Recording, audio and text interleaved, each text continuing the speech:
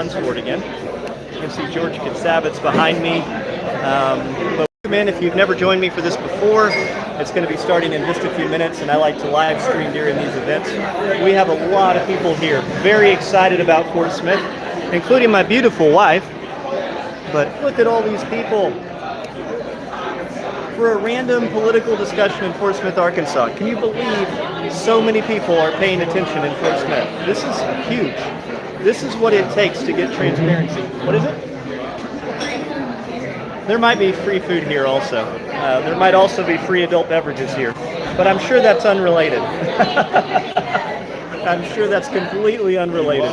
So we're down at the Bakery District. If you are just now seeing this, if you just tuned in with us, you might be able to make it. It's starting at 5:30, maybe a few minutes after. A lot of people have been asking me, and yes, this is a soda with lime and a little bit of Hendrix. A lot of people have been asking me about turning in signatures and how many we have and all those kinds of questions. You can put those in the comments, but I'm sure you're going to be answering a lot of questions very soon. But I look forward to having a discussion. This will be the first city director to do this interview. All the mayoral candidates that were announced initially had already done this. Yes. There's Casey now. What's up, Facebook family? How are you? Casey Millspaugh. I'm glad y'all are here to watch tonight's event. It's going to be exciting. Maybe not as exciting as Shane's, but we're definitely going to have some things to say about our opinions on Fort Smith, some of the things that we think were not happening correctly here. It's just flat out unfair. So stay tuned. You're going to hear some good stuff tonight, and it'll be good. So see you. You can guarantee that guy will say what's on his mind. He does not hesitate to say what's on his mind. And I think that transparency is a good quality in most cases, although some people might find it shocking from time to time. That is delicious. That is delicious. Thank you so much, Mary. Thank you, thank you, thank you.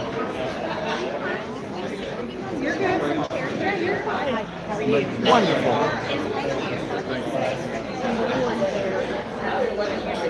We'll be starting in about 10 minutes. So if you're watching this on a recording later, you can skip ahead 10 minutes. Wow, that's a long time ago. 11 years. I look like a kid. Look at this. My wife's showing me a picture of me 11 years ago. Look at me. I look like a little kid. I'll show you too. Like I look like my son. I'm not old enough to be an adult in that.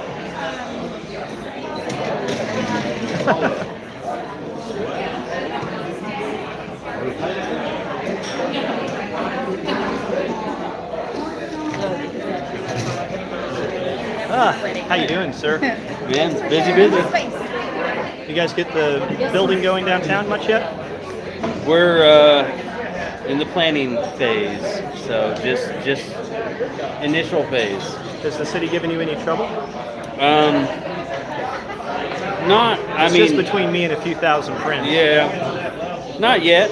I was going to try to document it all. Yeah. You know, like everything on, along the way. But I would love to see those documents. Yeah.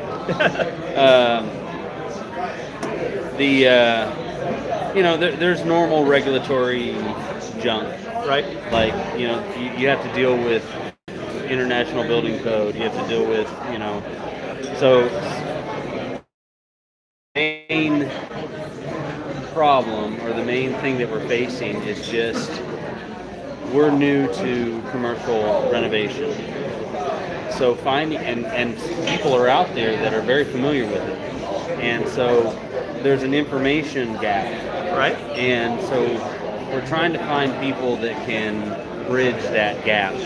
And having some sort of liaison to the city or to contractors would be very helpful. Because you don't know what questions to ask. I can't wait. I've been not releasing very many of my political positions for the purpose of the petition that we've been doing. But very soon, shockingly soon in fact, the petition is going to come to an end.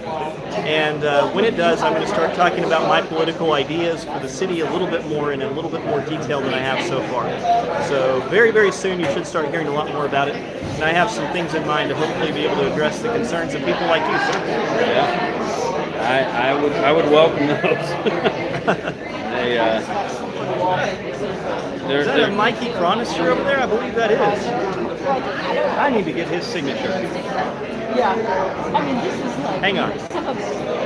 I'm going to put you guys in the care of you two for just a minute. I'll be right back.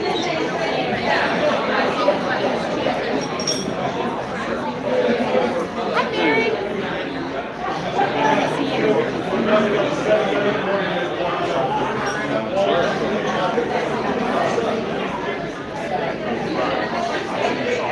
you guys have a good evening.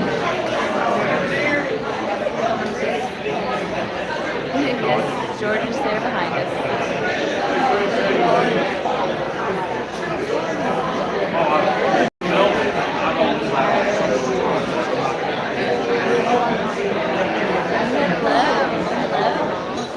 I did a couple of times. Hanging out.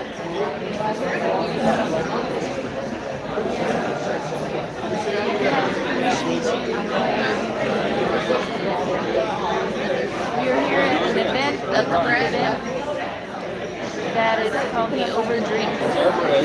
Oh, thank you. Thank you so much. Thank you.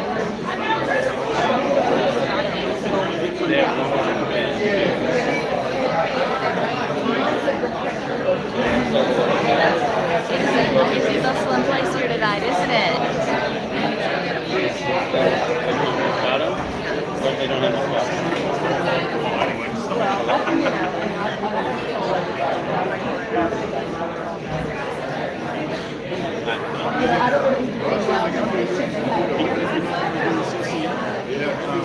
We're at an event that's going to get started here soon. Let's see, what time is it? It is 5:23. I think it's supposed to get started in 10 minutes. 10 minutes, I believe, we'll get started. We should ask Shane some important questions. He will be back. He will be back. But once the event actually gets started, he won't be able to really speak. He should be back. I don't know where he went, actually. Thank you, Mary.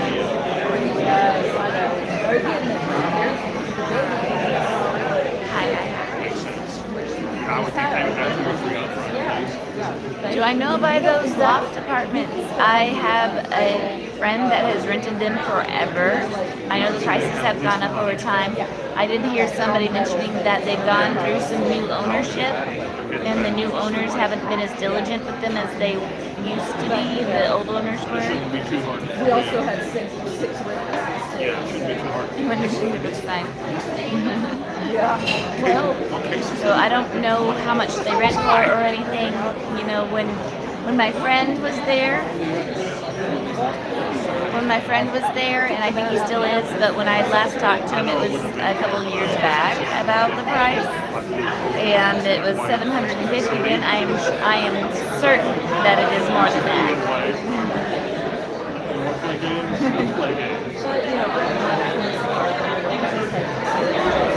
What is the event? This is the Overdrinks tonight. They're interviewing Casey Millspaugh, who is running for one of the at-large positions from the board of directors for the city of Fort Smith.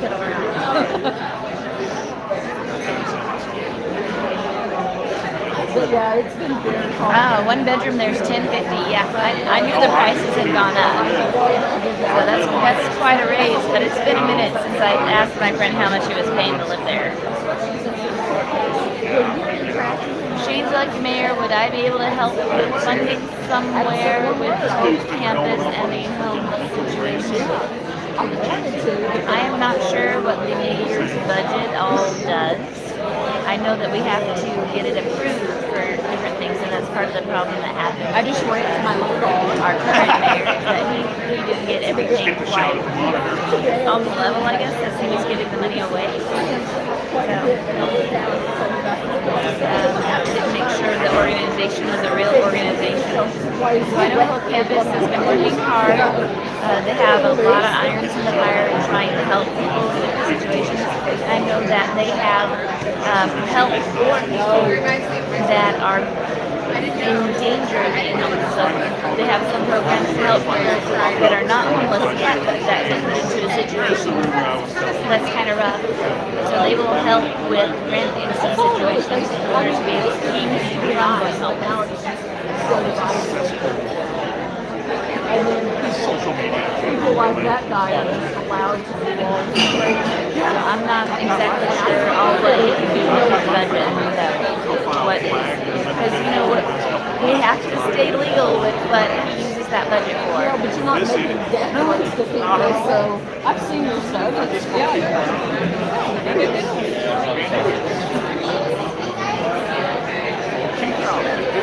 It's definitely crowded. I don't know how well you can hear me, honestly, because I know there's a lot of people talking in here right now. Is the mayor mad at us for anything? As far as I know, he's not mad at us. I have no idea. I haven't gotten to talk to Mr. McGill in quite some time. He seems like a very nice guy. I know that he's got to be careful with what he says in the position that he's in and with some of the things that have happened. So I don't think he's mad at us.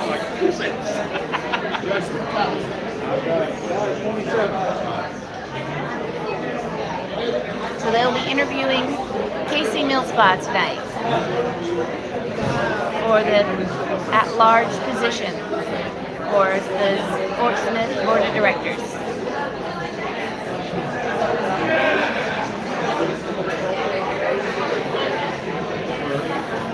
This is the Overdrinks event at the Digs at the Bakery District.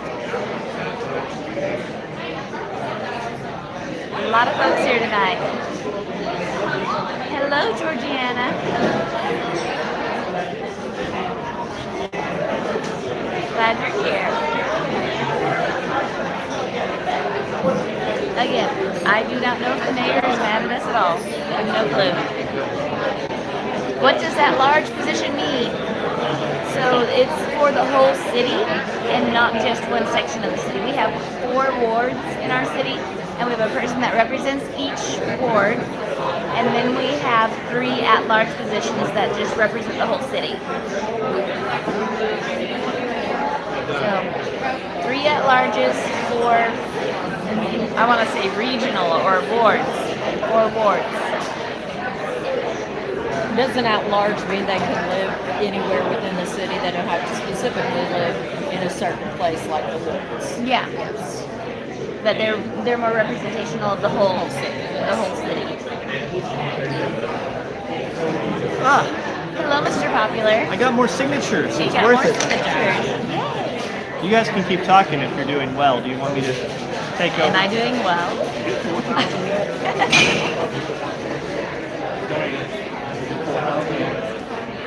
No, we're over 3,800 though. You're in Pennsylvania and you just find this all so interesting. Well, I'm glad that you're here. Yeah, it was pretty close. Glad that Very you're close. interested in our hijinks of our town. One person cheated. She was actually the person that counted them. It's very hot. Very, very hot today. And we're supposed to have temperatures over 100 degrees tomorrow. Yeah. So we're in the south. It gets very toasty and humid. Okay. I'm very much looking forward to being able to start the mayoral campaign and get off the signature gathering. Hello, Kentucky. What's up? No, Welcome to Arkansas, because that's where we are right now. so after that, And I guess I didn't want to Kentucky's a reveal any little toasty too, policies doesn't it? until we had enough signatures. That way, if people don't like or whatever.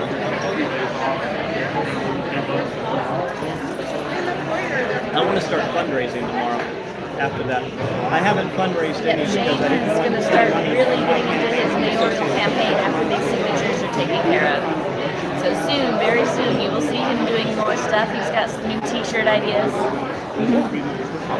As long as it's not a voting meeting, as far as I'm concerned. Well, Excuse me. hello, Florida. I bet the interior of Florida definitely gets pretty toasty. What do you say, Flip Top? You'll be in Tennessee this weekend. You hear blistering. It is definitely hot in the south this week. Tomorrow we're supposed to be at 103 degrees. That's at least what my phone has been saying, 103. And that we're due some temperatures that are closer to 108.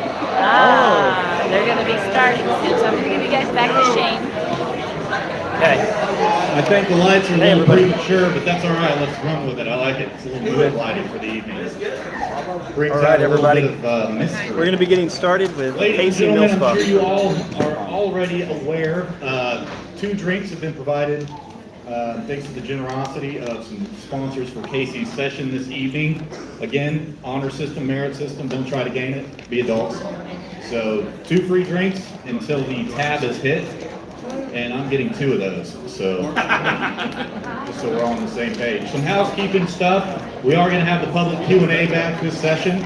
So we will have a microphone at the end of the session for those of you that do have questions. Please try and keep your questions to the end.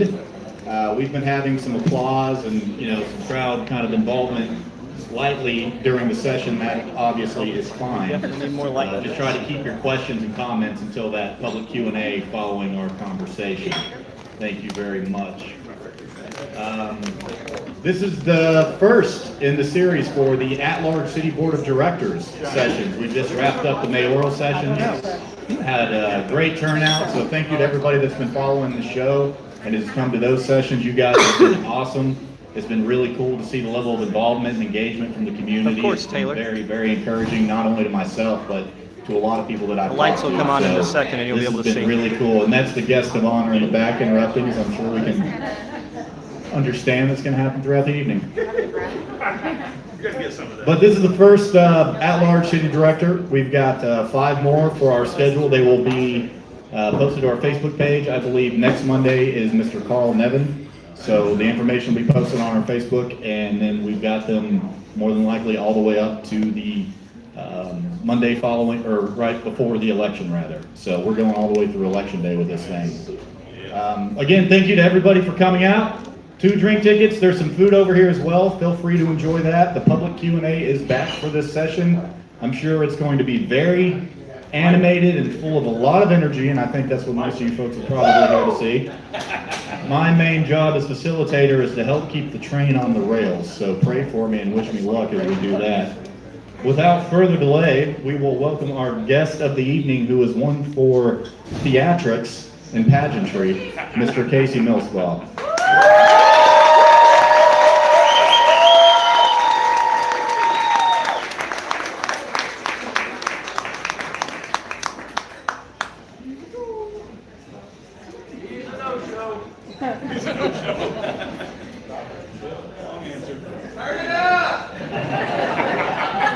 We're supposed to have walkout music. Anticlimactic. We probably should have taken that for a trial run. Yeah, you might have tested that in advance. We can just sing. We don't know AC/DC. There we go. That's as loud as we're going to get, Casey.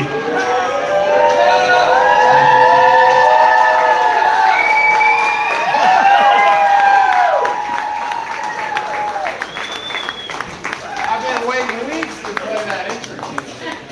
Yeah, we should have tested that a little bit. Good job, bro. You just got to roll with it, baby. You're going to have bigger challenges on that city board than music's. Bart, my man, what's up? What's up, my man? It's all you. It is all me tonight. I've been waiting on this a long time, Miles. I've been eager, man. We've been talking about it. We knew you were on the itinerary to kick off the at-large city board discussions before it was publicly announced. So we knew this day was coming for probably a month and a half now. We did, and I patiently waited for my turn while the mayors went, even though I wanted to run for mayor, but I didn't this time, and maybe later, but right now, I'm taking this place, and I'm going to do this right now. You know what's exciting about the public Q&A is 20% of our public Q&A is actually joining me tonight. So that'll open up more question time for you guys. So that'll be exciting. Well, man, we're already jumping into it, so we'll just go ahead and get started. I figure first and foremost, I told him, and you all that are no strangers to Casey already know this, his monologue alone could take up the entire evening. So we're going to try to keep it terse, but also enough to where he's not leaving anything on the table and he feels like you guys kind of understand where he's coming from. So starting it off, let's just start. Why are you running for the city board? I thought you said, why am I running my live stream at you right now? Is that what you're doing? I That just saw is, you had a yes. picture of a handsome man on Shayla, the could screen. you? Good call. Shayla works for me at the Portsmouth Popcorn Company. Thank you, Shayla. She's just going to do it live. Shayla, give her a round of applause. She's awesome. Thank you, Shayla. Wait, before we get started, where's Joey? Joey, did Joey not come tonight? He's like Candy. Neil Martin came tonight. Thank you, Neil Martin, back there for coming. Joey typically is fashionably late when he comes to these events. He's about 15, 20 minutes late. Okay, all right. He's got to seem important. Can't seem important if you're early. All right, man, so back to the original question on hand. Give us a little bit about why you're running for city board. Don't go through the full arc story because we're going to get into that. Okay. All right. Listen, I'm running for city board because Fort Smith has gone to a place where it's not enjoyable for most people. And we had a time in this city when things were great. And I experienced part of that. And those times we almost touched greatness. It was in 2018. There's a lot of people in this room who felt that, especially you. You were part of that movement when that happened. There's a lot of people in here tonight that I see that were part of that movement, and they know what I'm talking about. That was a special time in Fort Smith, and I felt great about the city at that time. I saw people coming down from Northwest Arkansas to come be here and enjoy the things that we were doing, like Peacemaker and Ales for Trails. And you know, you did 100 jobs in 100 days. UFAS had the Mentor Connections program that started. Listen, in 2015, there was a plethora of businesses that started in the city. Fort Smith Popcorn, Fort Smith Coffee, Fort Smith Brewing, True Grit Running, Harvest Moon Bakery, Fat Tire, Bellstar Antiques.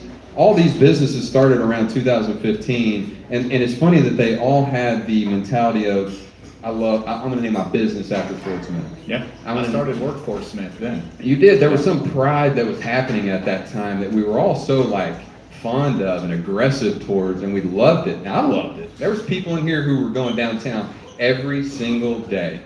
Somebody commented on one of my posts that said, I went out every day, my business was downtown, I shopped every day, I went to events every day, I went to Core Pub all the time. It was an excellent time. But that doesn't answer your question. I'm doing this because of the people who have left this city over the last 30 years, the young people, the businesses, everybody who has left this community over those years, for whatever it may be, the frustration that happened, or the blockers, or you want to be involved and they don't accept your idea. All of those people are why I'm running, because I experienced the same thing, and I think I fully understand why Fort Smith isn't growing. And I experienced it from my business and my community involvement over 15 years. So that's why I'm running, because I know the problems. I experienced the problems firsthand, and I'm at a point in my life where I'm confident enough. I've grown my business to the point where I have 14 employees, and I think I know what this city needs, and I've seen the blockers. And I know we're going to get into the reason that the city's not growing, but essentially that's why I'm running, because I know Fort Smith can be great again. I know we touched greatness in 2018. I felt it. And we'll talk more about that, but that's essentially why I'm running. So let's go back to 2018. As you mentioned, many people in that room were there. Some of us playing our own active roles, some of us supporting things that were going on at that time. It was palpable. You could feel the energy. I wasn't a pioneer by any means when I started to work for Smith. That was on sort of the coattails of that energy that was coming out. It got me invigorated. I wanted to do something. Yes. And my world is workforce recruiting, and I was like, how can I help this? I was like, let's facilitate as many jobs for people in our region as possible. That was my world. And so that's how I made that investment at that time, staying in my lane and using my expertise to do that. And we had so many people at that time. And it does seem like we've lost a lot of that civic pride that was being brought by a younger group, not only younger group, but there was a lot of youth that was involved. And I feel like we've lost a lot of that. To your point, some of them moved away. Some of them have been, jaded. Maybe some of us are licking our wounds and waiting for a comeback. But what do you think was so unique about that you believe you'll be able to recreate? Yeah, listen, that's an excellent question, excellent perspective. But let's be real and frank. The city board cannot themselves reenact what happened. Yeah, that was not a thing of the city board. It ain't on them. Yeah. It's on all of us. And what happened at that time is all these pillars of individuals were doing their own thing at their own time, in their own lane. Like you said, you did workforce, I did Ales for Trails, others did peacemakers in the back. Like there was a lot of pillars individually doing their own thing. Yeah. And I can't understand how it all came together like that at one point, but it did. And it can happen again. Look, those folks who were involved in that movement, a lot of them have moved on. Yeah. You know, and look, for me, I was ran off. The city ran me off in 2019. And my term as the Parks chairman ended in 2019, and I felt at that time, I said, look, I've done my civic duty. You know, they don't want me to participate like this. Yeah. And so I focused on my business. I focused on Portsmouth Popcorn for those 6 years I've been relatively out of sight, out of mind. Mm-hmm. I dug in at the popcorn company, and I created 14 jobs during that time. Yeah. And you know, that was tough for me. Every morning I got up and I got in the shower for 5 years, and I'm sitting there thinking about the city of Portsmouth, to the point where I'm like, why are you thinking about this? You know, after 3 years, I was a sickness. I couldn't get out of my body until roughly 5 years, and I finally started to get over it. And then some things in the city happened, like the Parrot Island water slides. And some other things like the forever tax. I'm not real big on how they implemented that forever tax, which, by the way, they collected 3,500 votes to tax us for 30 years, but they won't accept 3,500 signatures to put that change of government on the ballot. So I can't understand how they want to tax us for 30 years on a special election with 3,500 voters, but they won't let us vote on that. So I'm very frustrated. I see that point, but those are two distinct things, right? Like ours on the ballot. Now it's a failure of people coming out to vote. Well, my point being that they say that 3,500 signatures isn't enough to put it on the ballot, but they could damn sure tax us for 30 years with 3,500 signatures. So they're not being fair about all this. They're playing games, and those are games I'm not going to play. Like, if they got 3,500 signatures, I'm putting it on the ballot. If I'm on the board, I'm putting it on the ballot, because you let the people vote. If you're going to tax us for 30 years with the same amount of signatures or votes, then what sense does that make? Yeah. No, I mean, that's an interesting duality there. To say that under one condition, 3,500 is adequate. Again, it's on the ballot at that time. It is. And now we're talking about adding something to that. That makes me feel like they have different motives. Like Jared Rigo blocking what he's blocking to say that we need 2 years as a community to understand the change of government, but at the same token, he's like, you don't need 2 years for us to tax you for 30 years. That's ridiculous. And when I get on the board, that's not going to happen. I'm going to listen to the people, because I'm sick and tired of Portsmouth ignoring the people of Portsmouth, and then 5 or 6 years later, they just do it themselves, their own way. It's our money. It ain't their money. It's their job. They work for us, and that's it. You know, it doesn't seem fair with the way that they're approaching it. And look, Jared Rigo, hate to be bashing on him tonight for those folks here, but look, Jared Rigo came here from Colorado. Unopposed, and you get on the board and start talking down to some of the people in the community like that. That's unacceptable, man. Like, you got to have respect for us, and they don't respect us in numerous ways, and I'm done with it. You know, they didn't respect me. They didn't respect me when I was running for the Parks Commission, or when I was on the Parks Commission. I raised $250,000 for the trail system. They kicked me off.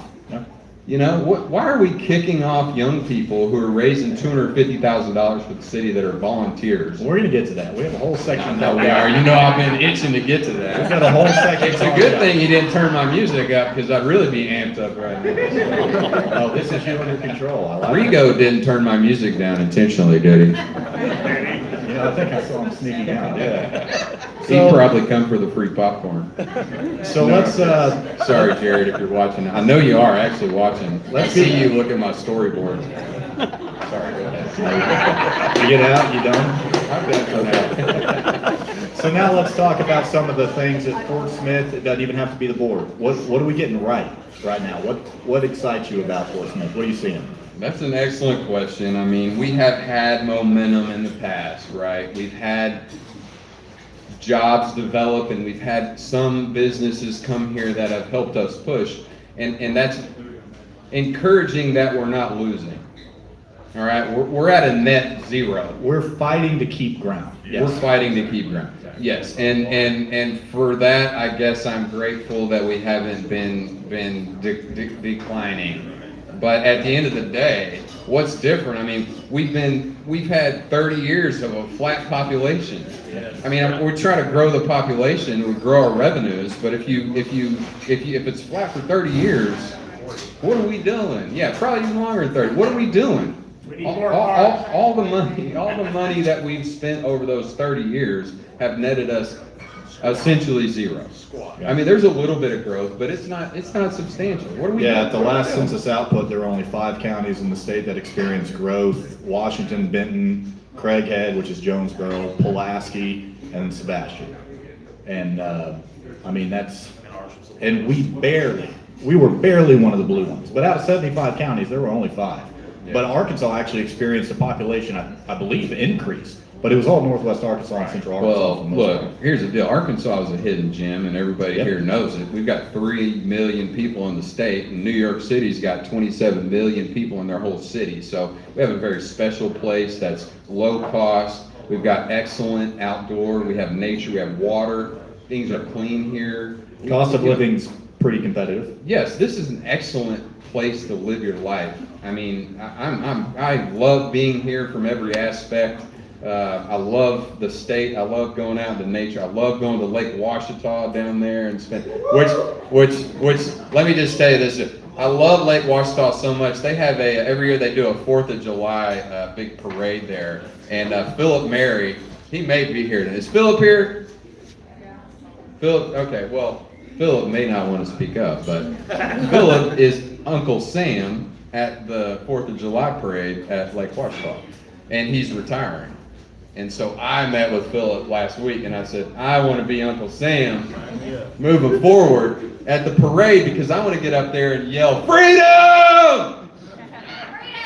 Just like, our forefathers did, so I'm going to do it. And, hell yeah. Yeah, so anyways, got a little off track there, but that's a little bit. Yeah, we're talking about what's great about Fort Smith, and now you're running a parade and Lake Washita. It's not just Fort Smith, too. Arkansas is great, because I bet you I could get the people in here tonight to call the Hogs. I'd love to call the Hogs before we go tonight, but we'll do that. We'll close it out by calling the Hogs. Okay. All right. Don't let us forget. There you go.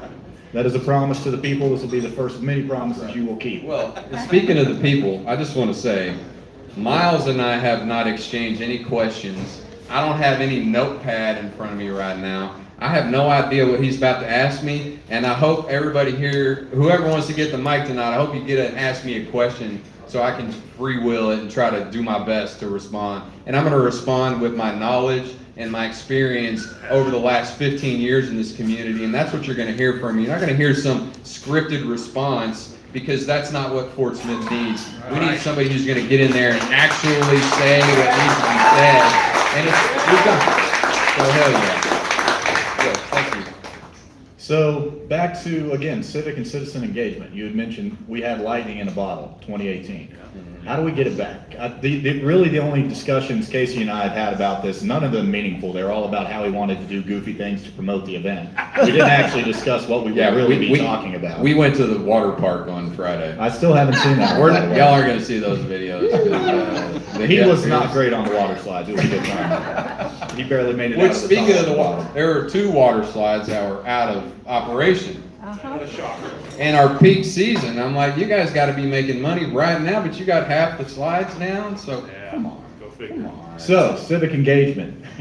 How do we bring that back? Because really the only thing that we did discuss was a few minutes before you came on, and you said, man, my goal is just to get people fired up again. I understand. So what does that look like? The only way to get that back is to elect me as city director. And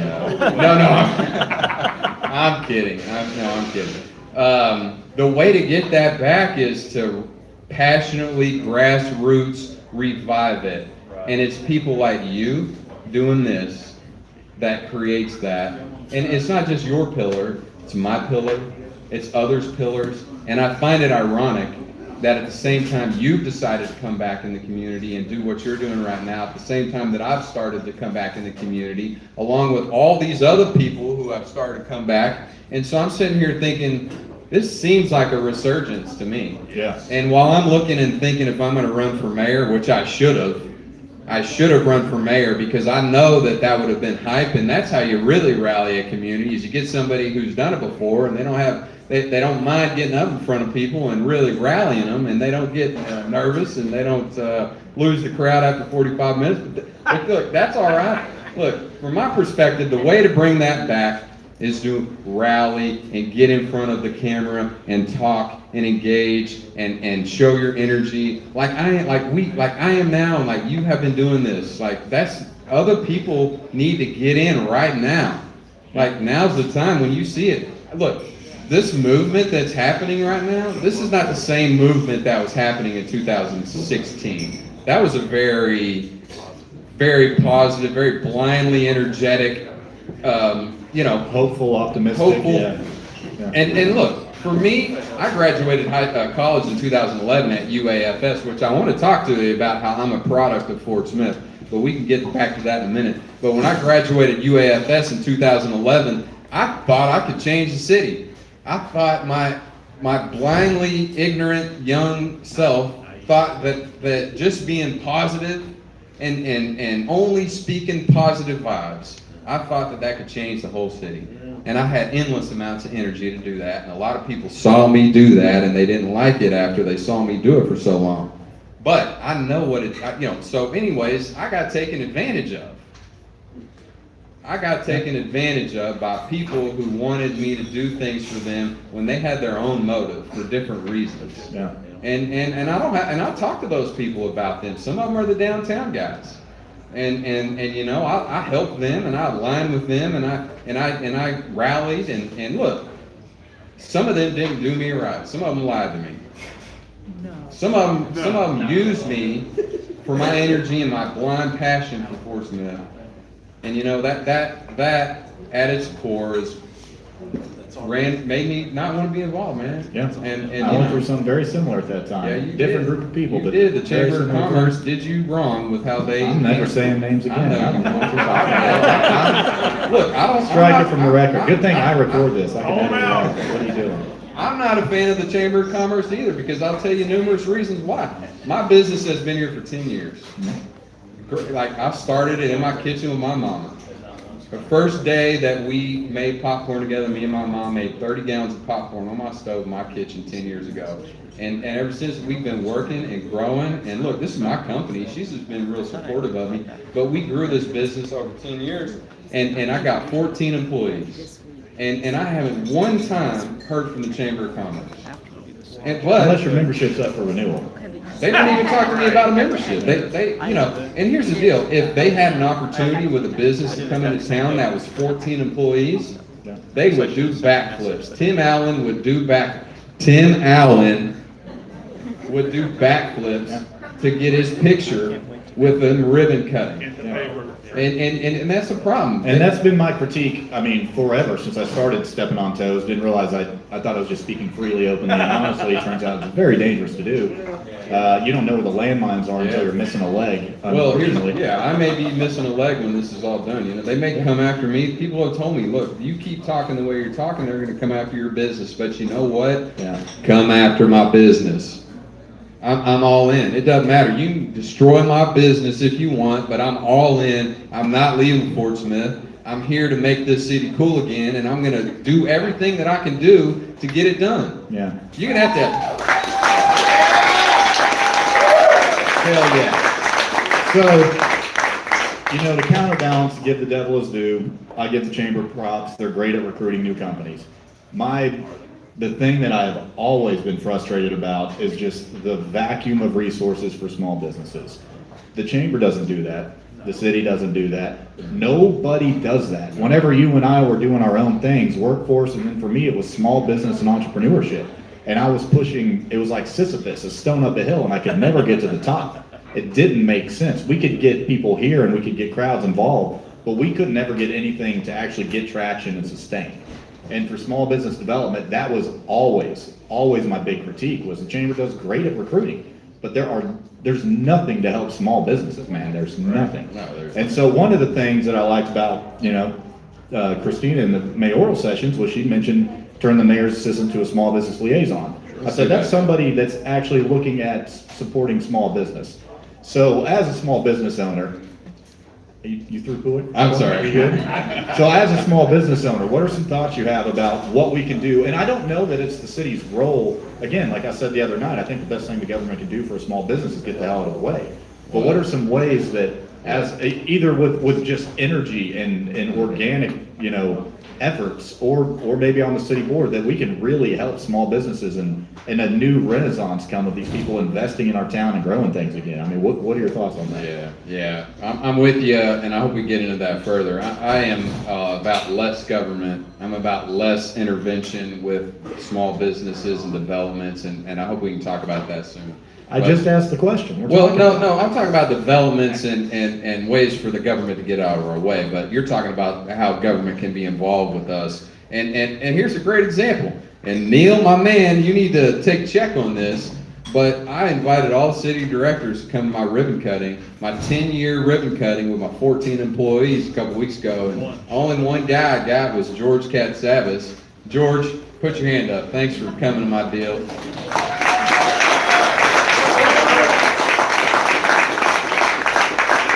And here's the deal.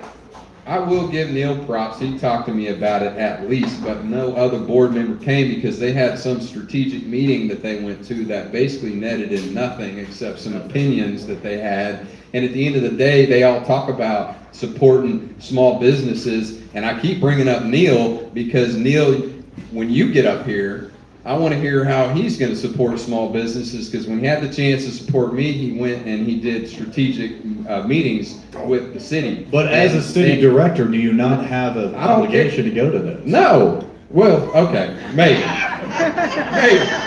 maybe. What? At the end of the day, what's coming about? What's all right, Neil. All right. At the end of the day, though, it's like, what became of the strategic? How many strategic meetings have you had while you say? And I'm not just attacking Neil. I love Neil. Neil has done a good job on the board. He's voted conservatively in a lot of situations, and I appreciate Neil for what he's done. So let me give a shout out to Neil. Where you at, Neil? Put your hand up. I don't bash on you too much, brother. I do love you. But I would run against you if I had the chance. But right now, I need to take out Kevin Settle.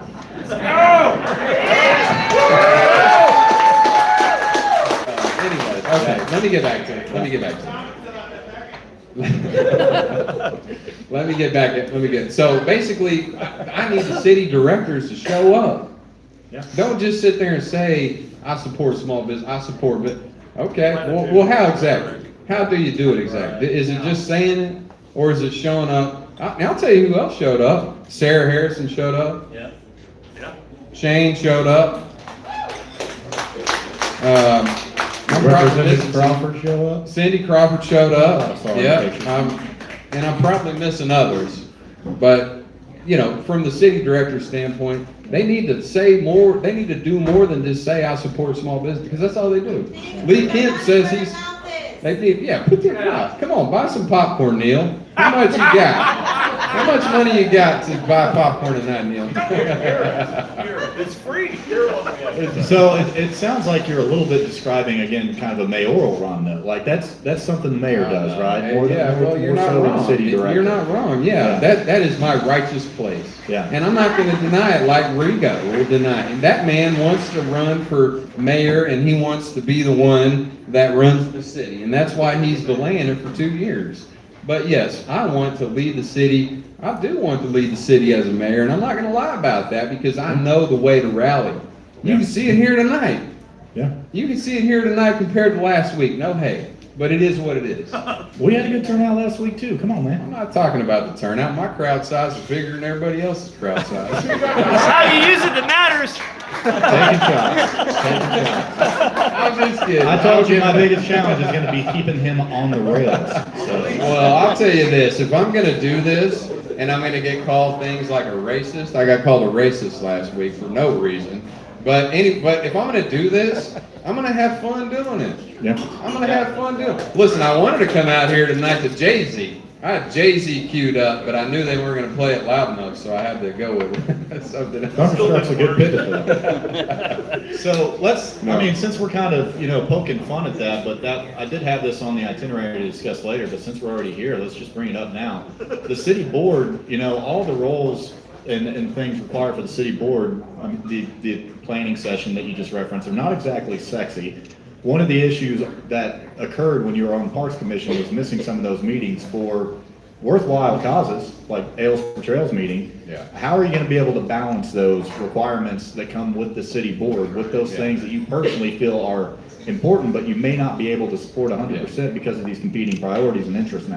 Yeah, that's an excellent question. I mean, I'm so glad you brought up the fact that the city kicked me off the Parks Commission. Well, let's stay tuned for a second, and then we'll get to that. That's not what you asked me. Oh, okay. No, I'm asking, how are you going to balance that mundane work of being a city board director that maybe you don't find important but is required in that role versus the things that you prefer to do in the community, even if it's, a good project? Yeah, well, the difference between Casey in 2026 and Casey in 2016 is Casey's built an infrastructure now through his business and his personal life where I can scale myself.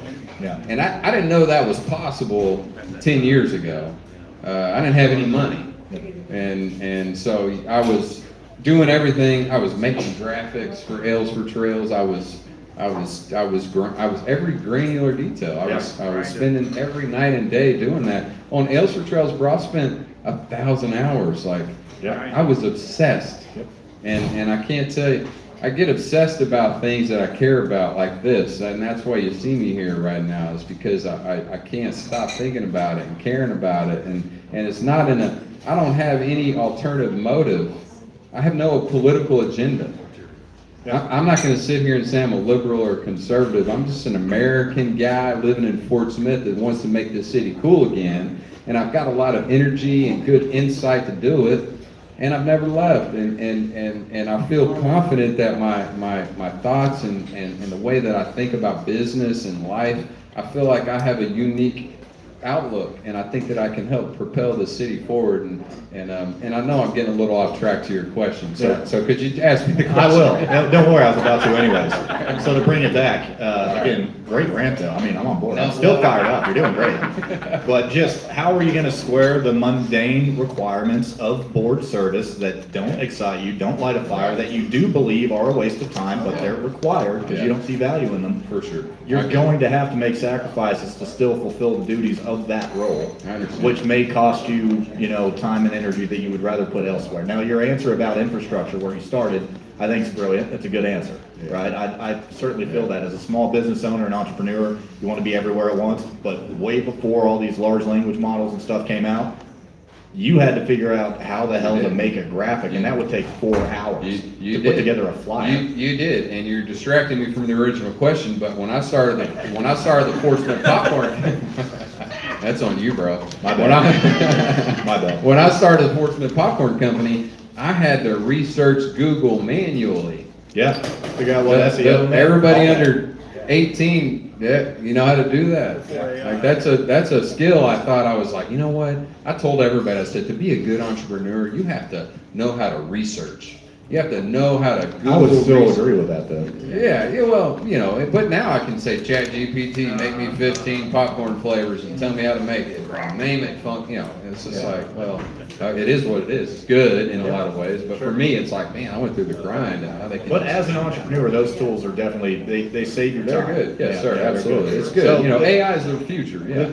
I guess just the simple hi, yes or Go back to no. the Are you, question. are you willing to make concessions to go to the things that are required of city board service and not miss the meetings whenever you feel something's more important because you'd rather be at that? Because Well- you've got a fulfillment. You were elected by people to be at these, and not everybody necessarily wants their city board member missing those planning sessions, Yeah, you know? yeah. Well, first of all, I agree, and I understand that now. Yeah. And as a volunteer on the Parks Commission, I didn't necessarily understand that there was this rule. Yep. And I thought I was doing good by the city. I mean, I missed those 3 meetings because I was attending Ales for Trails meetings, which was actively raising money for the city.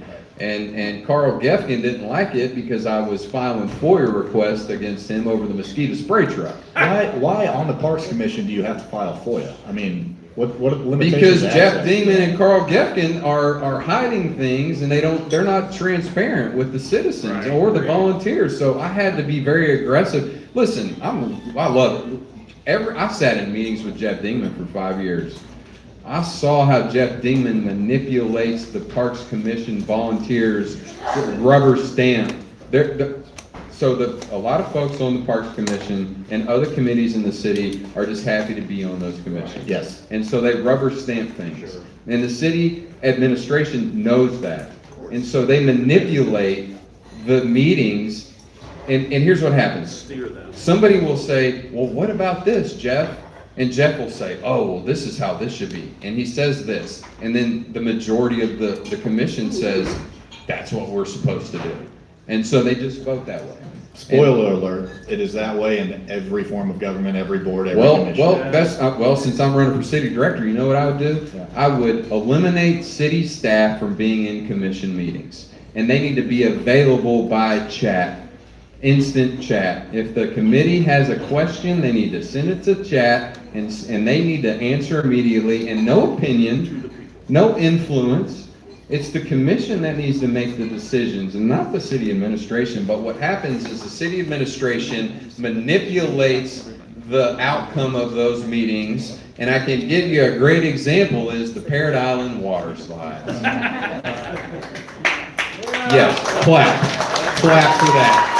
I don't think those have come up yet. Well, I got a lot to say about this. So let me tell you, so I call out the Parrot Island situation from day one with my memes. I think a lot of you remember my memes.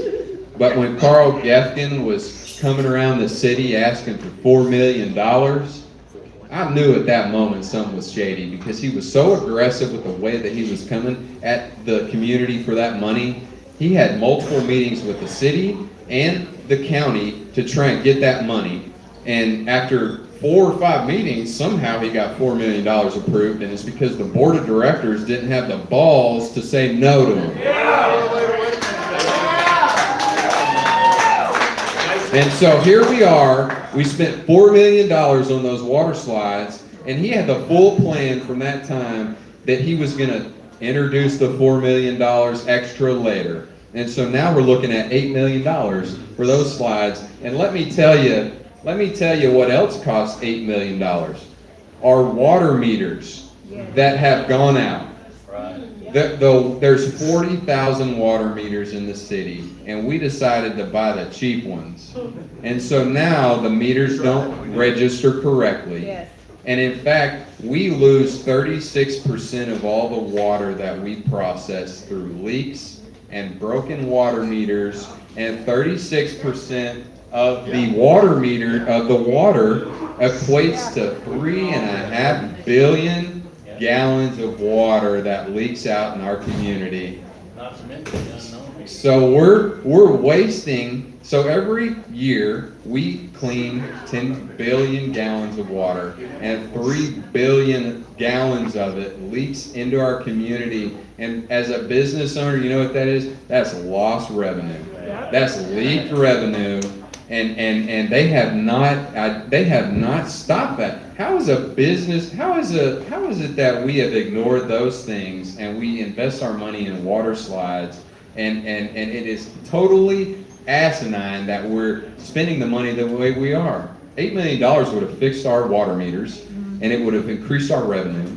It would have eliminated the issues that the citizens have where they get $1,000 water bills. That's constant. I mean, we see that constantly. There's no way a citizen is spending $1,000 on water meters. So that critical infrastructure, that's our cash register for the city. And we overlook that. We have overlooked the cash register for the city, and we're still letting that water leak out. And that is, I have a 5-year plan on how to fix our water meters. And you know what? I got a document here tonight that everybody can pick up on their way out to see my 5-year plan on how to fix those water meters.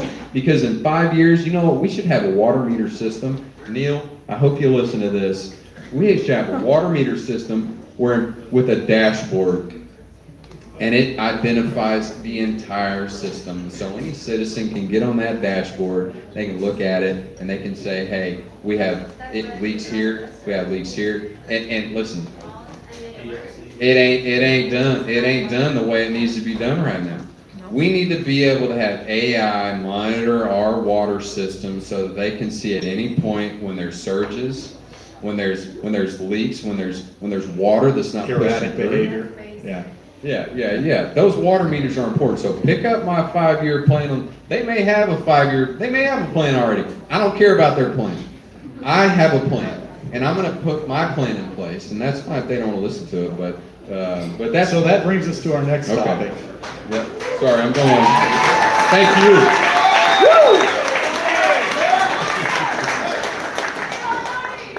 So, assuming Casey wins in November, you start in January, you are one of 7.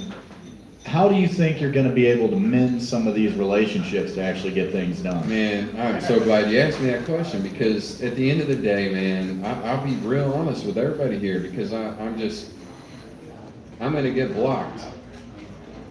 Somebody. What do you mean? Somebody on that board is going to block me. And I'll be real honest with you, I love Neil Martin, but I'm really worried that Neil Martin is going to block my ideas. I do love you, Neil. And Neil's unopposed tonight. He's running unopposed. So if he's going to go unopposed. Neil's going to join us on the show. I'll allow him to defend himself. Neil might need to come up here tonight.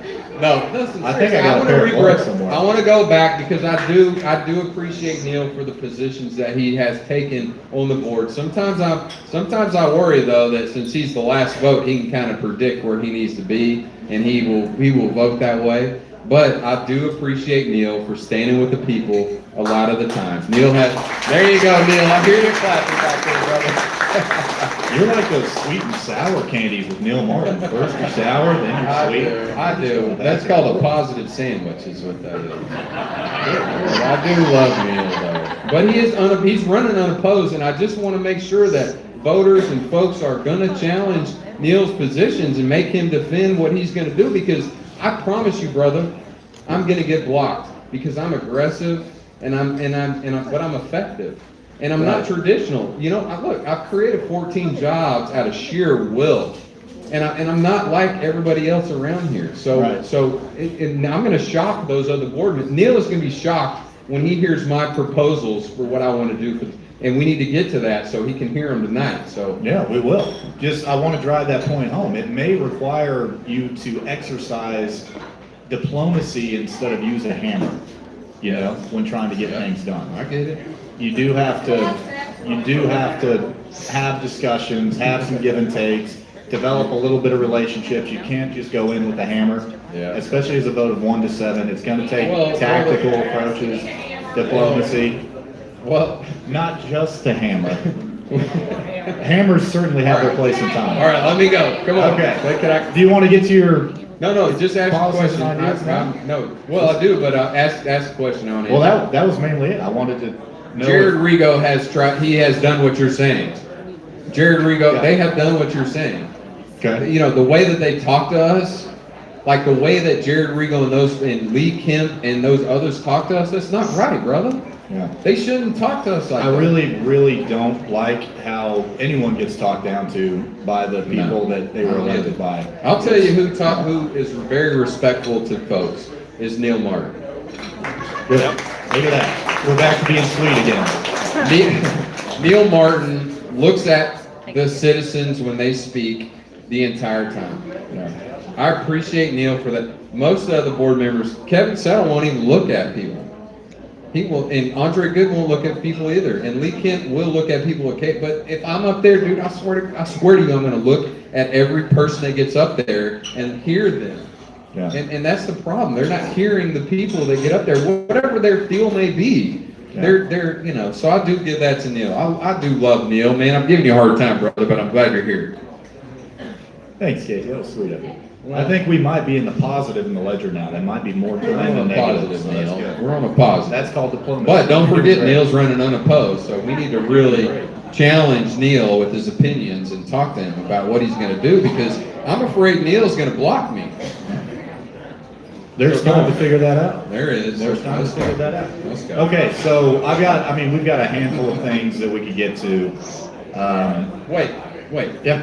Can we mention, folks, He's not running unopposed. folks, this is not about Neil Martin right now. This is about Fort Smith Popcorn. My company sponsored tonight's event, and we bought all the food and drink and alcohol and cookies. And I got to give a shout out to a couple of Destiny Cameron, Diggs. Listen, Diggs is dope. Diggs is dope. I love this woman. Destiny, you have done an excellent job building your business. And, yep.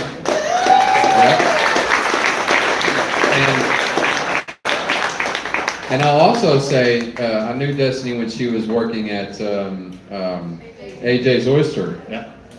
And that woman was a driving force with that. And those are the type of people we need in this community, who are dedicated and driven and who are going to make it happen. And she has clearly made it happen. She's enabled us tonight. She's agreed to do this with Miles. She hosts us. She's our hosting sponsor. She's excellent. She loves Sportsmith. So can we get a round of applause for Diggs? And as always, clean up after yourselves and tip your bartenders, please. Thank you. Yes. So, okay. We good now? Intermission over? I'm good now, yes. Okay. Continue, please. Well, again, this can go 200 different ways based on what we've already discussed. We're bringing the train back on the rails, folks. So, I mean, this is the first I'm hearing that you've got actual hard written down ideas that you're wanting. Mm-hmm. I asked you for like a campaign on platform multiple times and never You got did. it. So I didn't know what you had. You asked me once, but you didn't go. But here's the deal. I emailed once. Yeah, I just wanted to get up here and say what I got to say in real time, and I'm not scripted. I feel the way I feel, and I want y'all to understand what I got to say, and that's it. So you want to talk about Ales for Trails V2, some other passion projects, or do you want to talk about some of the hard, tangible items for the city board? No, let's talk about the hard, tangible items about the city Okay. board, and then I want to shift over to Ales for Trails and all that. But I do have ideas for the city on how I, as a city board member, can make a difference in this city. So let's do that. Yeah. Well, okay. You want me to go? Yeah, that was you. Yeah. Okay, all right, Back so to you. listen, here's the problem. We have a lot of problems. One of the problems is that there's minimal developments in the city. We don't develop many properties. We develop a lot of fast food burger joints, which honestly, personally, I'm sick of. I would love a salad restaurant where I can go get a quick salad, but that's not what we're doing, so it is what it is. Gross. So, anyways, I am under the full impression that our city has ground to a halt because we've over-ordinanced ourselves. Yeah. We have applied so many ordinances that we can't even grow. Let me give you a good example. Sure. There's an ordinance in place that basically requires a new development to have 50% non-metal material in their development. And let me give you a real life example in Fort Smith. There was a storage facility that was built, and it cost $3 million. Pretty sure I know who built it. And $1 million of that was for the non-metal material ordinance. 1 million was for non-metal. 1 million. What would it have been with metal? Any idea? 2 million.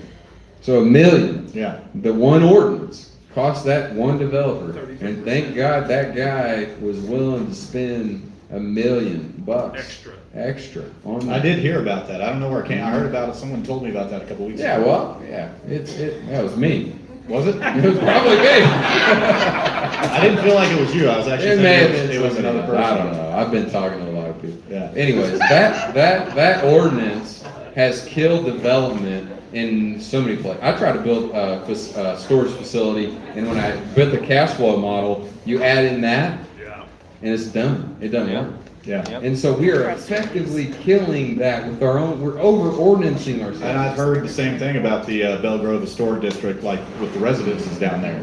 Yeah, on the north side of town. Yeah, which are just dilapidated, but beautiful and gorgeous homes. Yeah, north side of town is OG. Yeah, It's OG. so gorgeous. But they don't develop anything because of the ordinances that we put in place. Yeah. I'd love to see Neil Martin vote for removing that ordinance. In his defense, that's not even his ward though, right? So let's call on the person whose ward that is. We'll hear from Neil later. He's at large though. But we could call on somebody who specifically Okay. represents All that right. ward. Well, as opposed let to me. shooting Neil every I've chance we given get. Neil too much. You're getting them free publicity tonight, I think. But at the end of the day, though, here's the deal. We have over-ordinanced ourselves to the point where we're not even growing. And if I were to grow the north side of town, since I'm running for at-large, Yep. that's the north side of town. That's as big a part of the city as any other portion of the city, including Chaffee. Yeah. You know? Agreed. But do we see any developments there? No. We don't see any developments there because we have a ordinance that requires ridiculous things for them to do. And then we require them to implement landscaping with their developments. And you know what, on top of that, we hit them with a sidewalk fee for at least a G. So at the end of the day, bro, we're hitting them triple. Yeah. And so if I get in, I propose that we remove all ordinances for materials other than metal, and allow the north side of town have an opportunity to cash flow their businesses. They can't cash flow. How do we expect a city, a business on the north side of town where development has moved away from them? How do we expect them to build a premium brick-built building? That's ridiculous. Well, I'm even thinking about, we're talking about housing shortages, cost of living, affordable houses, all this stuff, and there's so many dilapidated properties that investors won't even mess with because of a lot of the regulation, which the historic district, granted, is beyond the city in scope, right? Sure. Those are regulated up to state, maybe even federal, depending. So there's a lot of red tape in the Yes. historic district Well, specifically, but the north side, to your point, Yes. could use some more investment. Yeah, there's no development there. Like the north side, if there's folks from here from the north side tonight, like vote for me because I will remove ordinances for you to develop your part of the community. I'll remove every ordinance I can get. Here's the deal, brother. Here's the deal. I am going to aggressively remove ordinances. Does the board ever talk about removing a law? Repeal. I'm going to remove ordinances as much as I can get my hands on. And I need them to stop me. I need Neil Martin to say, no, this is why you shouldn't do that, Casey.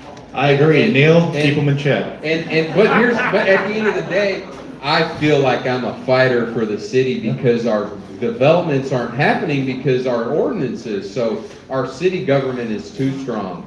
They're too strong because they boot out people like me who are volunteers raising money for them. They block developments that are happening on the north side of town. They are too strong, brother. And I'm here because I'm going to try to remove everything I can get my hands on.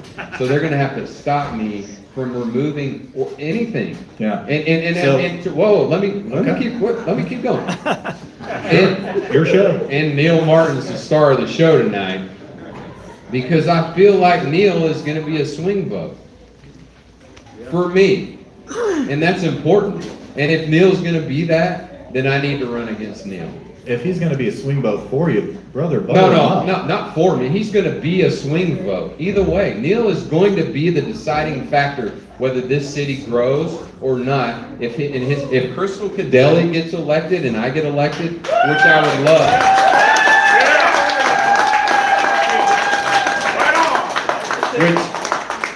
Preferably, that's what I'd like to happen. If Crystal and I can get elected, I feel like we can take the majority of the majority of the board over it with Neil's help. And we can change the city of Fort Smith in a better way, aggressively. But I'm not gonna, but we all need to talk with Neil. Neil, you may not have to spend a dime on your campaign after that. Neil, you better donate to my campaign, brother. But here's the deal, though. I joke, but I know at the end of the day, man, I'm aggressive. That's how I grew my business of 14 people, and I'm gonna have ideas that are non-traditional, and that's what Fort Smith needs. We need non-traditional ideas. Well, and that's what I was about to say earlier when you had to finish your rant, was I agreed to a point. I would much rather have a city board of director that had sins of commission rather than omission. Right. That tried to go too far and said it was too afraid to do anything. Yeah, I would like to have somebody that wanted to get real back. I think that would be a good, healthy perspective and energy. Mm-hmm. Yes. No, yes, I agree with that. And I am not a Democrat or a Republican or a libertarian.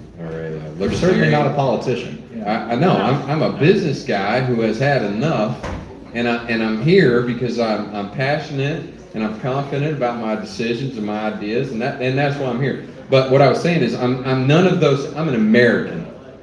And at the end of the day, I want everybody to be part of what we're doing here. This is a nonpartisan thing, brother. Yep. We need everybody here to rally together. And that's the way that we're going to change. It ain't going to be with an ordinance or any of that shit. It's going to be that we rally together, everybody, no matter what it is. Whether it's no matter what it is, man. You know that we need pillars throughout the city, and they're doing their own thing, and that's what I want.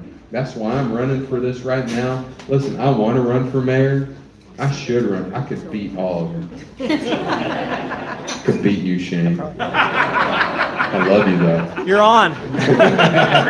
Arm wrestling. But at the end of the day, though, look, no, seriously, I don't have the time to dedicate to that right now. That takes a lot. And I will give it to Shane. He has shown up to everything, and he has, he's shown up, and I respect that more than he's shown up, and that's so. Casey Millspaugh gets in, he wins this race. What's the first couple of years? What does success look like for you? I mean, what are some tangible, actionable items that you can look back on and you can say, hell yeah, like I'm proud of that. You know, man, I'm gonna be real honest with you because I'm not BSing anybody. You can vote for me for how you like I am, or if you don't like it, that's fine. And it is what it. My experience that I've had is what it is. And at the end of the day, man, they kicked me out, and they ran me off, man. Yeah. And we don't need our city government running off young people, especially the ones that are raising money for them. That are involved. Yeah. That are involved. Yeah. And so at the end of the day, I understand why we're not growing. It's our city government. They've been blocking us for some reason, and I've experienced it. I've seen it. You know, Carl Gefkin came at me, brother, so many different ways. See, Carl liked me. Well, you must have done what he wanted. But I didn't, man. A little more diplomatic, I think. You're more diplomatic. You've always been more diplomatic. And I say what I have to say. And Carl and Jeff, they don't like that. Right. And I'm not going to shy away from what I said. I got up at the board meeting a couple weeks ago, and I told Jeff, I think that you need to be fired. Amen. Well, he's only interim. He's only interim. They haven't hired a city administrator. I don't care if he's interim or if he's permanent or whatever, brother. He is part of the Gefkin regime, and they have.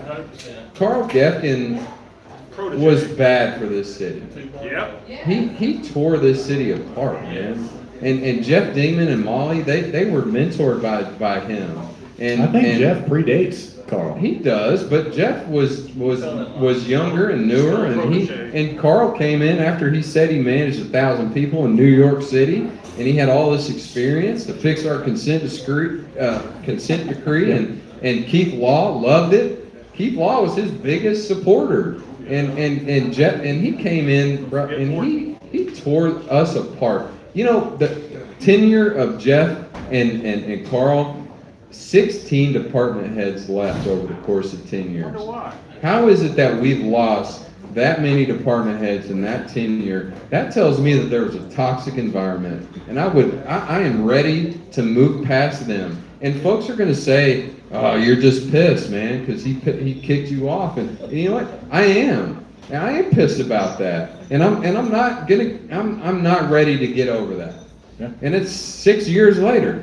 It's that passionate to me, man. Yeah. And so yes, I think, and I saw him at the coffee shop the other day, and I told him, I said, "Listen, I shook his hand, and I said, I felt like I should shake your hand since I threatened your job a week ago." But at the end of the day, yes, I think it's time to move past them, and that's the first ordinance that I would do, or the first, motion I would make, is to move past Jeff Dingman. And you know what? If Molly needs to run it, that's fine. But at the end of the day, I am ready for a new leadership that will accept young people and that will accept volunteers. And that's what we need as a community. We don't need a government that suppresses us. They've suppressed us. There's been 4 people on that board who have voted against the will of the people over and over. And I can't understand why they continue to do that, man. And I'm ready to move past that. And I represent somebody who has been here my whole life. I'm passionate. I'm not going to leave. I love it. You're going to have to kill me to get me to leave. And so let's go. No, yeah, let's go. I'm all about it. So again, what does success look like? Give me some actual tangible items that you want to see change over the next couple of years. Sure. That you're gonna fight for. I'm sorry. You're a passionate man. That's why I'm here. I'm sorry. You asked me these questions, and I get off on these tangents, and but I do want to answer that. Tangible items for ours. The biggest thing, man, is I'm going to remove ordinances. Yeah. I'm going to remove every ordinance I can get my hands on. And the city and the other board directors, like Neil, are going to have to fight for that if they want to keep it. And if they want to keep it and they want to negotiate and they want to meet in the middle, then fine. And what else? Other ordinances? What do you want to build instead of tear down? And this is a conversation you have. Well, I didn't say I'm trying to tear down I know. anything. This is a conversation you have had. This is a constructively like deconstruct our city and then rebuild it in an appropriate way. Yes. Like it's not the way we have it right. They have over ordinanced us, and to the point where there's no development.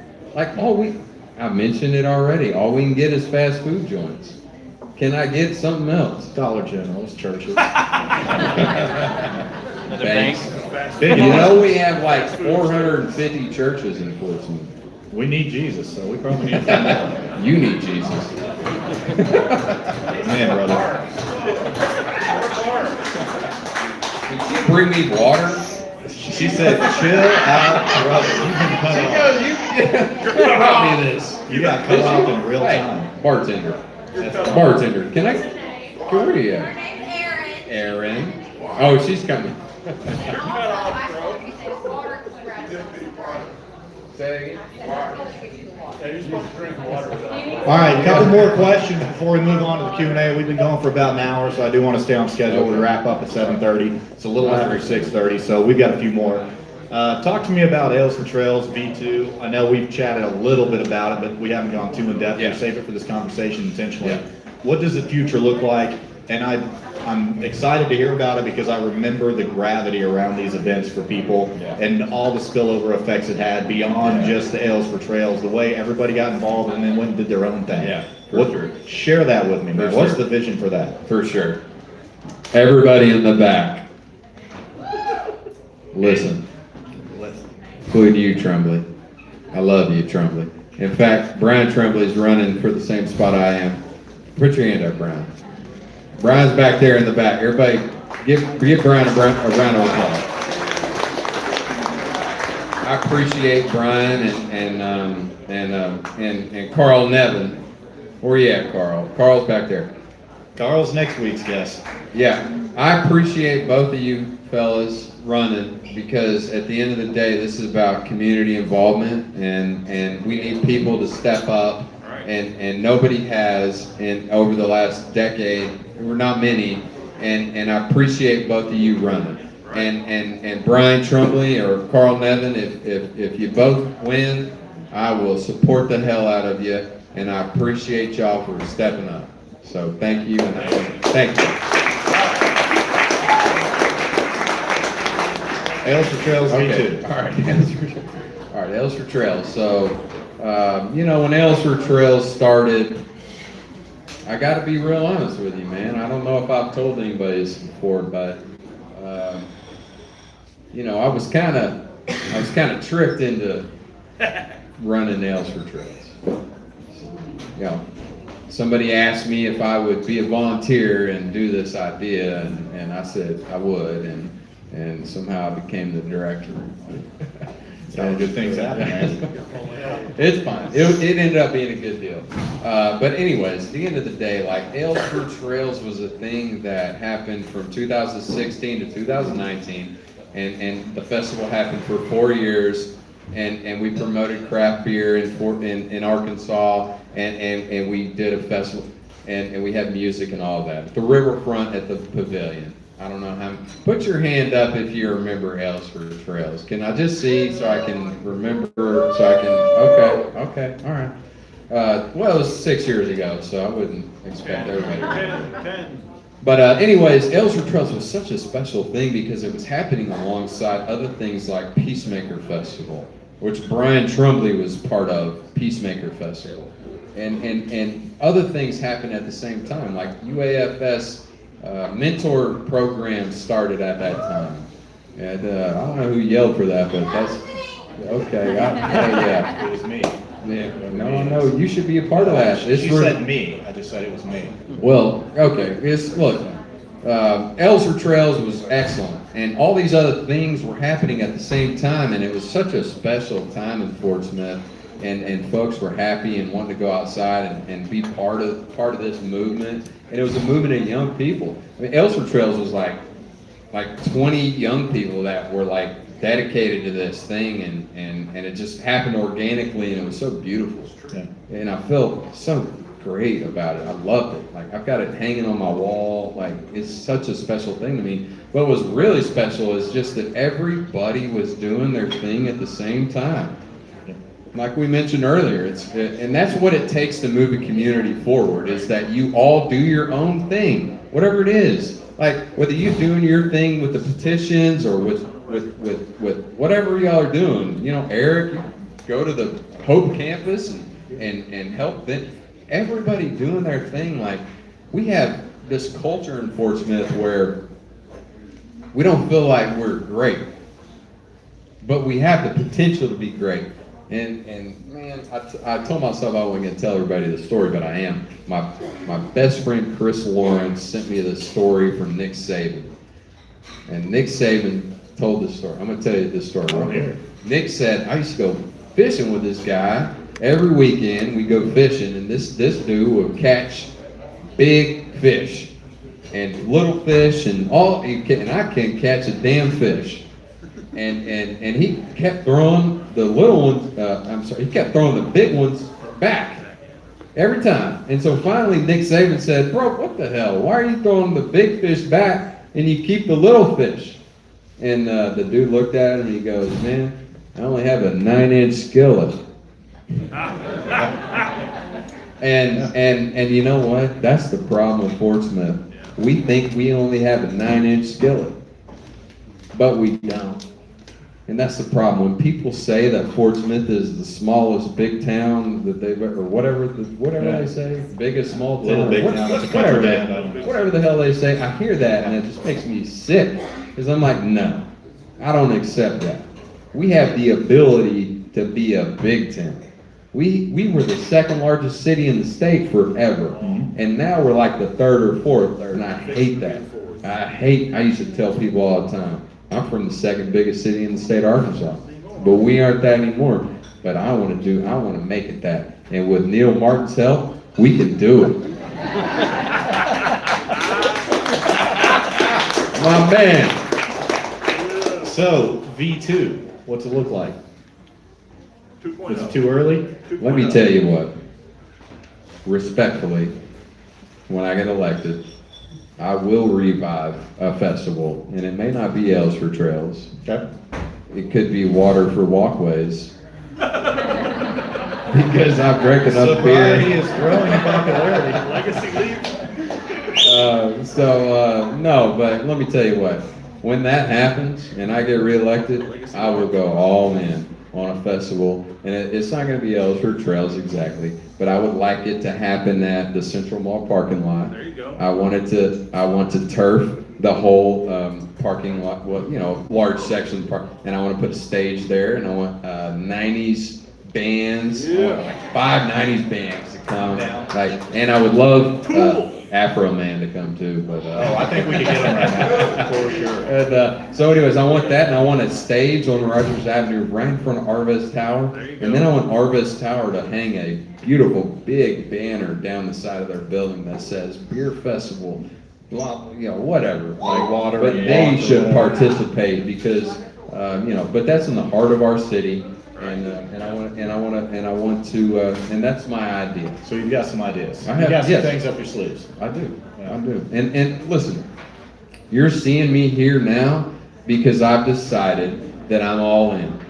And it took me 6 years to decide that, guys. And because the city, you got to understand, everybody here's got to understand that they ran me off. They kicked me off. They didn't want me involved. So if they don't want somebody who's been here their whole life, listen, let me tell you, I'm a product of all of our tax dollars since 1985.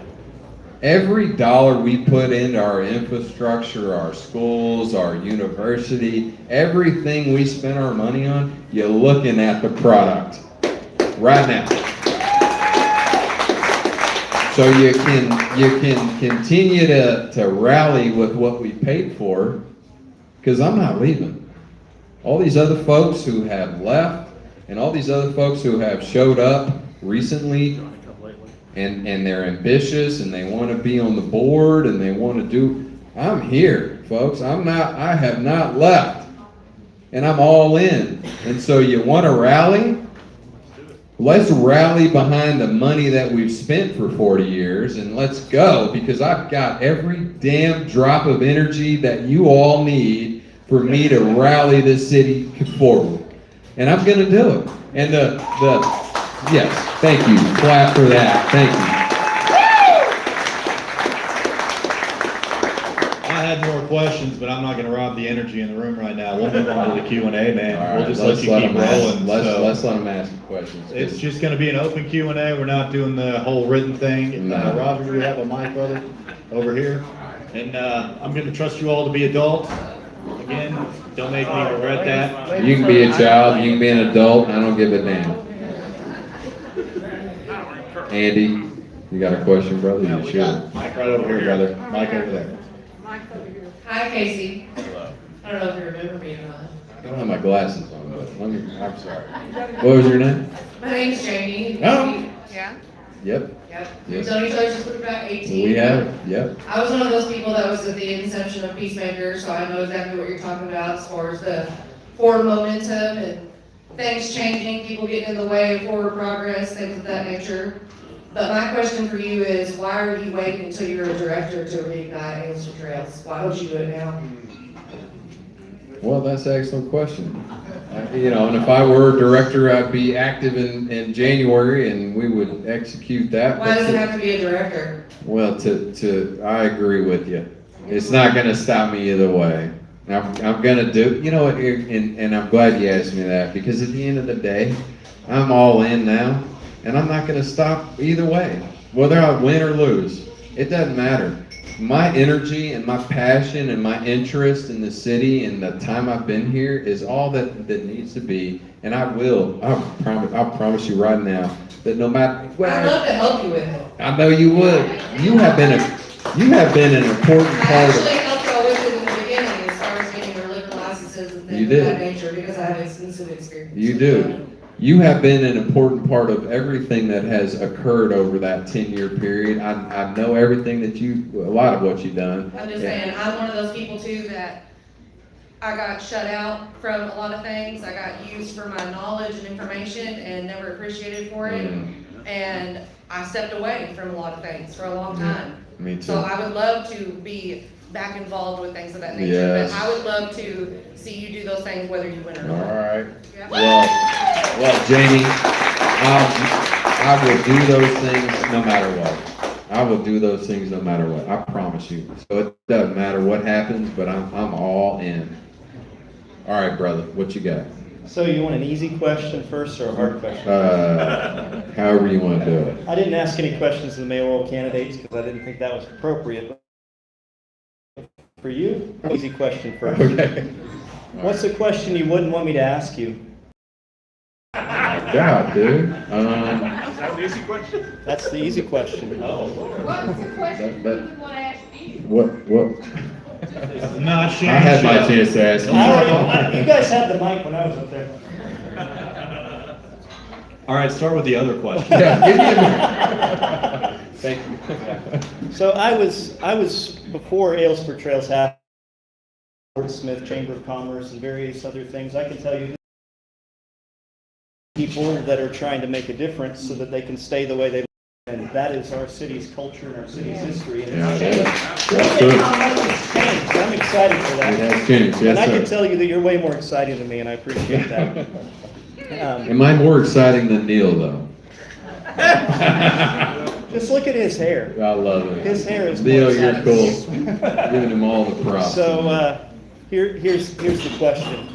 You have a consent decree opportunity to take out bonds and pay for this, but it's going to cost interest and it's going to put us in a situation for years and years and years where we don't get to do anything, Aylesford Trails, whatever we need, but we do get to pay for what needs to be paid for. Or we raise water rates. What do you do? Man, that's an excellent question, and I hope we can kind of talk about That was one of the questions I had, but it was, Yeah. how do you prioritize spending when we have these things that are just eating it? No, that's an excellent question because, and I'm glad you brought that up because I have a lot of thoughts about the water system and how we can fix that. But one of the biggest things with the water system outside of the water meters, we have 10 plus remote water stations in our river valley that have untapped access to water. Okay, they can roll up. Unmetered, unmonitored, it's just Yeah. free flow? Yeah. Yeah, they can roll up with a tanker, fill that sucker up, put $5 in the kitty and say, we're good.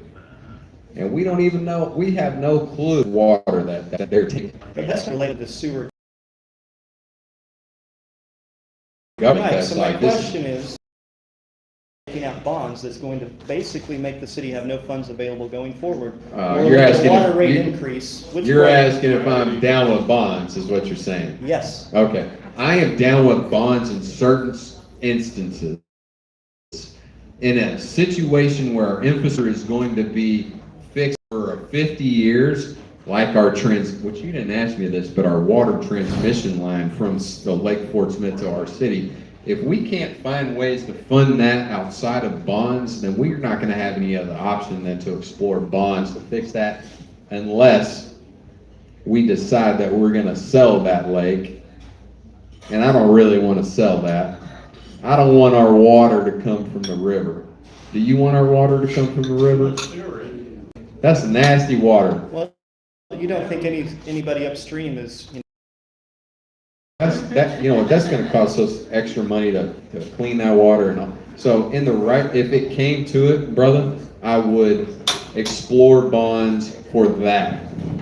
But I would try to pay for it by stopping the water leaks, finding grants, and increasing the rate on our wholesalers who should be paying more than we're paying for water, because we have to clean it, we have to transport it, send it to them, and then we still have to fund the transport from Lake Fort Smith for our water. So that is the most important item that I would tackle as a board member. Because let me tell you, if that transmission line fails, everybody in this room should listen to this right now. If the transmission line fails from Lake Fort Smith, we're drinking water from the river. Yep. And we don't have enough to we don't have, our cleaning systems cannot clean that much water from the river. Your shower probably won't work either. Nothing will work. We will be in, that's why I have a 5-year plan on our water meters to try and clean that up so we can start trying to fund that. But that's $300 million. And I brought that up because it's an example of how our leaders have kicked the can years. In 2005, they spent $60 million to expand Lake Fort Smith, and they said this is going to waterproof Fort Smith. But you know what they forgot about? They didn't fix the transmission line. They should have fixed the transmission line first, and then let us expand the water at the lake. You know, they did it backwards. It's a disservice. They've done this for 30 years. So now it's time. We have to fix that now, brother. You don't want me to ask? We'll get back to you, Shane. Thank you. Thank you so much. Yeah, I'd love for you to ask a question. All right. But I'll be thinking about, I will get back with you on that tonight. All right, go. Who's next? Sir, well, first and foremost, I really appreciate your nonpartisan approach to everything you're trying to do. And I think that's the main issue with government today. And one way we can help it change is putting guys like you in office. That's how we can make change. Thank you. One of my questions is, how can you bring some more revenue into the city to make it, I mean, I love it here. Being from Baltimore, Maryland, this is much better than out there. Trust me. Yeah. But what are some of your ideas as far as events, bring more revenue into the city? Thank you. Thank you. Yes. Great question. Outside of removing ordinances for developments and businesses, I think that we should have an event committee that is able to approve incentives for events. Ales for Trails or Peacemaker, that's an excellent example. If those events can say, here's our plan, here's how many people we expect to come to the event, and here's how we want to execute, and let it go to a committee, and if that committee says, hey, yes, we think this is a viable option, let's give them $10,000. I think that is excellent, because if Ales for Trails had $10,000 or even like waived fees for their rental of the parks, which is nominal. That's not even a big, but like an incentive for them to come here. Like I would rather do that on a per situation basis than try to blindly invest incentives for businesses that may come here. And I think that events and community involvement is the key to the future. The people in the community are going to be the ones to change it. George Katsavis, you're not going to be the one to change it with the ordinance. Neil Martin, you're not going to, like, our ordinances are going to help develop long term, but at the end of the day, the citizens got to show up and they got to invest their ideas. But so many times I hear people that come to me and they say, I tried to do this deal with the city of Fort Smith, but they just said no. And whatever that is, we got to turn that around. Just let them do it. Just stop blocking everybody. Just get out of the way. I experienced that personally. Carl Gefkin blocked me every opportunity that he got. I'll give you a great example. When we did Ales for Trails, 1 week before the festival started, we put out a whole bunch of signs downtown. I didn't ask for permission. And maybe I should have, but apparently I should have. But we put like 40 signs up downtown, and the Monday of the event, they came up, pulled up every damn one of our signs, and didn't even tell any of us. And so we don't even. And so we're trying to raise money for you and like rally the community, but you're over here just removing our stuff and blocking us. Like they need to let us grow. Like that's the problem at its core is the city of Fort Smith Smith is blocking us. And in fact, it's not just the city. We have pillars throughout the community on a low-key level that block. Yep. To give you a good example, the farmers, they don't like it when I talk about this. They have attacked me aggressively for talking about this. But at the end of the day, the farmers market leases from the city, and they have bylaws, and they don't follow those bylaws, and they block grassroots small businesses, micro businesses that are trying to get a start. You know, Fort Smith Coffee started at Fort Smith Farmers Market. What if the farmers market had said, nope, you can't sell here, you're out? We wouldn't have 3 locations for Fort Smith Coffee. What if Fort Smith Popcorn didn't have the gumption to get blocked by the, you know, they said you can't be in the center of our market, you gotta be in the back, because you hadn't been here long enough. And I said, so where's the bylaws that dictate that you have to have certain number of years to be here before you can be in the center? And they couldn't produce that. And so I want to make sure that every lease and every agreement we have with a nonprofit or whomever it may be, that they're following those laws. So I would go back and I would review every lease agreement that we have with partners like the farmers market, because they need to change. This is the guy who's been running the farmers market, Joe. He ain't even from here.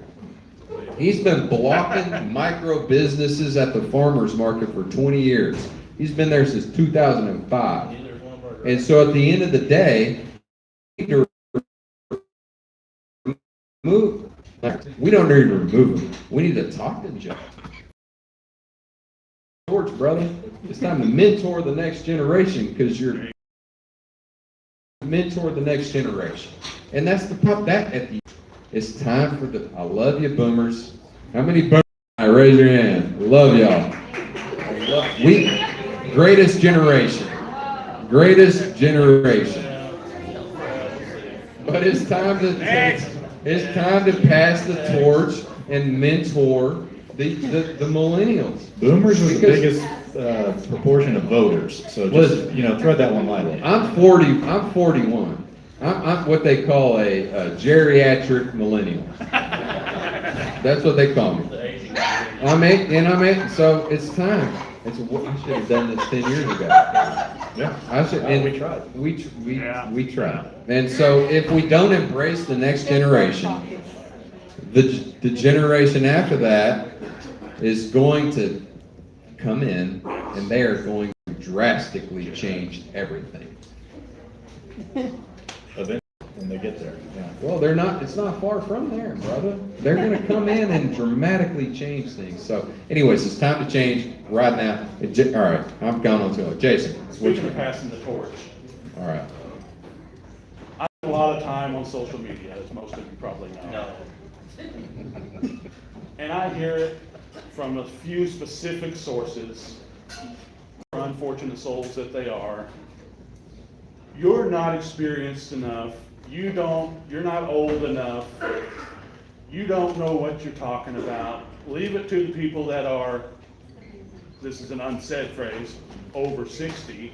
That's us. We're good with you. I love y'all too. What do you have to say to those people that don't think that anybody over 60 or 50 or whatever is experienced, old enough, or has vision and wisdom to carry out what you're trying to do? How old's the vice president? He's 41. So I think we can handle some local level stuff. It needs to be changed. It needs to be changed. And well, to that point, I mean, it's gone on long enough. I have in this city, I've come across that a lot. That folks say that, or I don't look old enough, or I'm. But at the end of the day, I've created 14 jobs. I'm a full product of the city of Fort Smith. I've been here my whole life, and so if we don't want to invest in what we invested in, what do we want to invest in? So I don't know. I'm all here for it. I'm ready to lock in and do what I got to do, and I'm intelligent, and I'm going to make good decisions. And I haven't mentioned this tonight because there's a lot. What time are we looking at? 7 o'clock. Yep. All right. Thank you all for sticking with me. I spent 20 years at UPS. I started at UPS when I was 19, and I was an operations supervisor. And for the last 15 years, I was a sales rep in Fort Smith, where I met with businesses in our community and in the River Valley every single day. So I have a complete perspective of how those businesses operate. So I know what they think. I know what they need. I have a better perspective of that than probably most folks in this community. So I'm knowledgeable, and I'm prepared, and the fact that they say I'm not old enough, I just at this point it's laughable. I mean, I'm 41, and what do you want? You just want a 60-year-old? Like, we've had 60-year-olds up there that keep running, and nothing's changing. So I mean, can we give a young guy? I'm not even that young anymore. So can we give a 40-year-old an opportunity to replicate what they did with their business and their corporate life? I mean, what else do I need to prove? Eric, what you got? Okay, hi everybody, my name is Eric Whiteman. Back in 1996, I planted 160. He has 27 committees. Okay, is there any regular citizens on those committees? Can we get some live video, letting people know what's going on in those committees? I gotta go to the bathroom. Quick bathroom break for the I'm guests. gonna. It is what it is, guys. I'm sorry. One of those human things. Talking about boards and commissions, though, we can discuss this live. Everybody can have the conversation. You can jump back in. So you're curious what the participation is on boards, committees, and commissions? Yes, the people that serve on there. Yes. A lot of those committees, the board places the people on those commissions. They get appointed, but they have to apply. Okay. Citizens have to apply, and then assuming they have been in Fort Smith, or citizens or voters, etc., then the board votes on and approves. Correct. Okay. And they can only serve on one. They can't serve on multiple. So what if they apply and there's somebody like the rest of us and the city doesn't like them and they don't let them be on the board? So again, this is where relationships come in handy. I would highly advise volunteer, get to know the people that are over it, lobby for yourself. I mean, it is a good old boys game at the end of the day. If they know you, if they think that you're decent, character, all of that, capable, you have it pretty easy. So I applied to be on the planning commission a couple years ago, and it came down to me and one other gentleman, and they awarded it to the other gentleman, and I wasn't mad at it. He was a good pick for the job. But we went through an interview process, and they came down and they had phone interviews with us. 2 different board members called me separately, and I think gave me 30, 40 minutes of an interview before they decided who they wanted for that. Now, planning commission's a little bit higher of importance with more authority than maybe some other committees, because each of those, a board, a commission, and a committee, are different legal structures. They have different powers and authorities. So I would recommend getting involved at a lower level, developing your relationships, and then go and just move up the command that way. All right. He's back. Well, okay, there he is. Okay, I didn't get to say thank you to Diggs, thank you to Destiny. We'll do 2 more questions before we wrap up. Sorry, y'all, I had to go to the bathroom. All right, let's lock it in, and we're going to call the Hogs before we go tonight. Is everybody down with calling the Hogs? Woo! Yep. Okay. Next 2 questions, then we're going to get out of here. All right. Okay, we're at if I get this right, we're at 35 parks. They want 36 parks now. The Acme brick site. I have documentation stating they have not done a phase 2 environmental impact study yet. They don't know if there might be pollution there. The city did not check when they bought the property. There could be pollution after 120 years of the factory being there. Yes, sir. They have dumped 50 dump truck loads of dirt there. What are they covering up? Yep, they're probably covering up something. But I'll answer your question. I don't think that we need to be developing that trail system through Acme Park right now like they're proposing. In 2018, there was a trail system developed and approved by the city. It was a master trails plan, and now the city administration is trying to take that and they're trying to develop their own trail plan, and they need to do what the citizens of Fort Smith want them to do, because right now they're hijacking our ideas, and it's on the people of Fort Smith. Hey, Shannon, I need everybody in Fort Smith to understand that the Bass Reeves Loop is not legit. Maybe me and you do a side just podcast and we dive deeper into We that. can. And we can put that We out. should do that. Yeah, But, it wouldn't be a okay, live one. Good question, Like Eric. this. Good question, Eric. I will touch on that for some more later. All right, yes, ma'am. Bring us home. Yes, ma'am. Hi, how are you guys? My name is Michaela Gaffney. I just wanted to introduce myself. Yeah, the mic's not working. The mic's not working. It's okay, I can speak louder. You're good. So I actually had a question regarding how are we planning on building a community within businesses? Last year we had a business in our town burned down. So we have a really big issue that we're constantly bringing up about the ways that the government is screwing us over. When in reality, we have to work it within the systems and within the ambiguities that we already have. So my proposition, and the question is, how are we going to build and bring together community within small businesses? But the solution to this is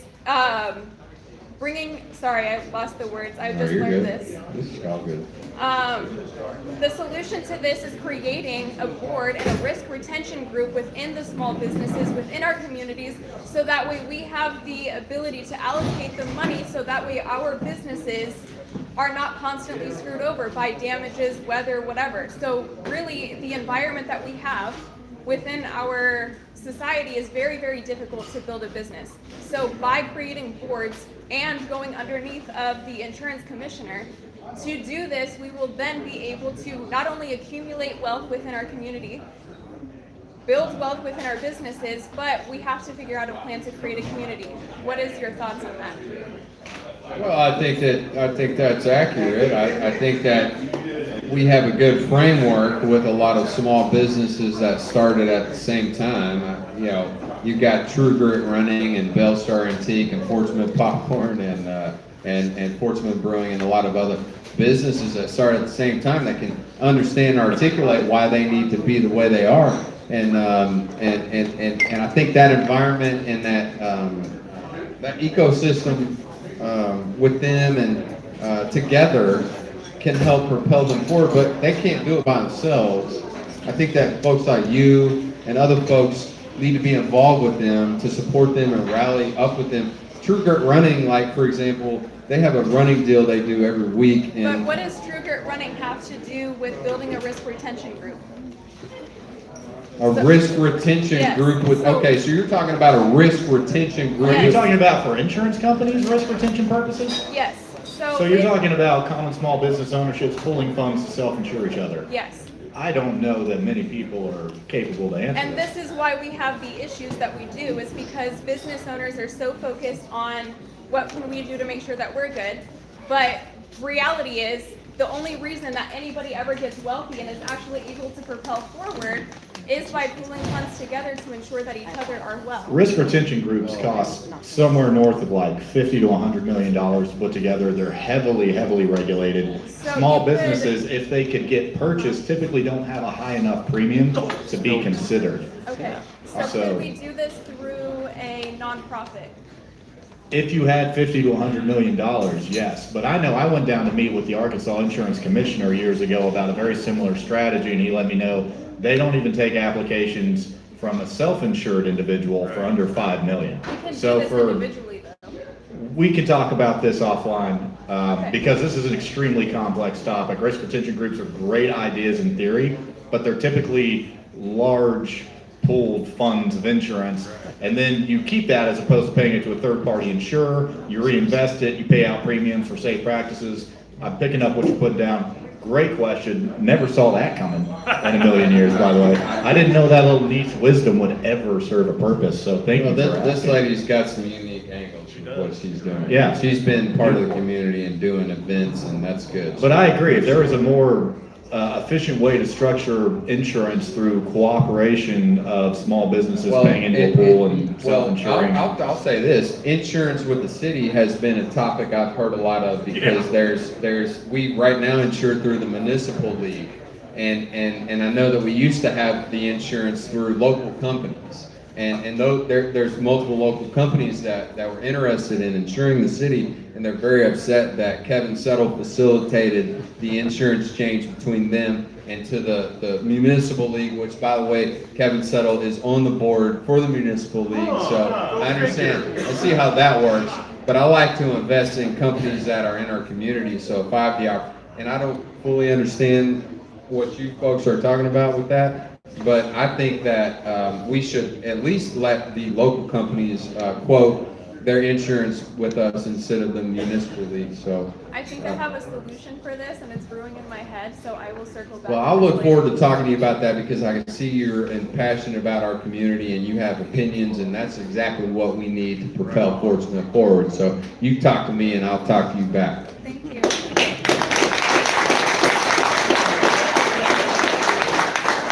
All right, do you have a question as well? Okay, Yeah, you yes, two, yes. and then we're calling the Hogs.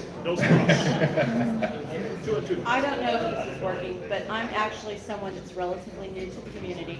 I came here in 2019 because my... No, Just she's close it. mic's not working. Right Mic's up not against working. your mouth, yeah. So it's I okay. I came hear here you. I in hear you. 2019 because my dad had Alzheimer's. I retired from Walmart Legal. First of all, I heard you say something about renting the city parks. I tried to do that for my wedding in the They don't first like of it. They would not They don't allow like it. it when we They rent said, our park. just come and be there at 7 a.m. when it opens. Yeah. And so I had to send somebody there. And so the city Parks and Recreation lost at least $500, if not $1,000. Mhm. So that doesn't seem to work. I agree. And there was also a church group there, that came after us, and they were left out. Yeah. So I have two big things to vote. One of them is I volunteer with a group dealing with the homeless a lot. I have a real strong issue with the fact that we've allowed a tent city to grow up along the train tracks. And it's a safety issue. And the people that have businesses, and you guys keep talking about small businesses that are along that area, they're losing money, they're getting things stolen, and it's ending up at the metal reclamation place. So I want to know what your plans to deal with that, because the homeless is an issue. My very best friend in the world spent 10 years on the streets here in Fort Smith. And she actually lived with me for 4 years when she got here, or when I moved here. Yes, ma'am. So I would lay down my life for her, and she would lay down her life for me. The other issue is the fact that we still do not have a functioning dog park, and that it is you have Fanning Cooper, you have the little squirrel running part. That's not functioning when you have drunks there, which I've encountered twice when I've taken my dogs, so I can do that safely. Otherwise, I'm stuck going all the way out to Chapin Crossing. There is no shade, and we were promised when that runway was put in that the city of Fort Smith would build an equivalent dog You're park, right. and that is been years and years, and the money was used for the swimming pool over at Creekmore Park, and it's never been reallocated. Good. Thank you for your questions. Yeah, those are both excellent questions. I'll address the dog park situation at first. In 2017, I was at a parks partners meeting, and I'm not sure what his position was. He was the director of the airport or the director of the commission. I don't remember what his, but he came to a parks partners meeting, and he got up there pompously and said, "Your dog park is going away. You're not getting a dog park." And I love that dog park. That was an excellent dog park that we had. That lake, like my dog, I have memories with my puppy running and swimming in that lake. I love it. But that director got up there and scolded us. Like we were wrong for wanting that. And he said, "Our airport needs that land, and you're gonna go." And I sat there and I said to myself, I didn't say anything, but I said to myself, wow, that's aggressive. I don't understand. And you know what? He did what he said. He pulled that dog park, and we don't have that dog. That was the best dog park I've ever, amazing. And I was shocked with that. And I know we have a small dog park now that's not really that great, so we need to execute that. Yes. So if I get in, I'm in on a new dog park. I'll probably put it out at Chaffee Crossing where that lake is out there on the east side of the highway. There's a big lake there. It's in the floodplain. They can't even develop it. And the Fort Smith, the Chaffee Crossing Development Authority should pay for our dog park at that lake. And me and Neil Martin are going to do it together. Yeah, Neil. No, okay. And your second question, I will. It was about the homeless. This is about the homeless. Where's Neil? Are you still here? What? Thank you, Neil.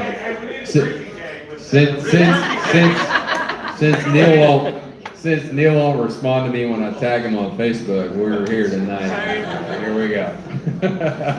Okay, so the second thing, the homeless situation, which is an excellent question because the lady next to you, after you, has the same similar question. So I'm going to let you ask the question, and then I'm going to answer you both if that's okay. My question was going to be going back to the ordinances that you're going to remove once you become city director. Oh, okay. With that, there is right now there's an ordinance up in the air to fine entities, municipalities for the unhoused, bringing them to Fort Smith. Yeah. What would your ideal goal be in building the community up stronger from a homelessness standpoint? How would you grow the city from that direction? How would I grow the city in controlling the homeless population or growing? Controlling, supporting, providing services, anything like that? Reducing.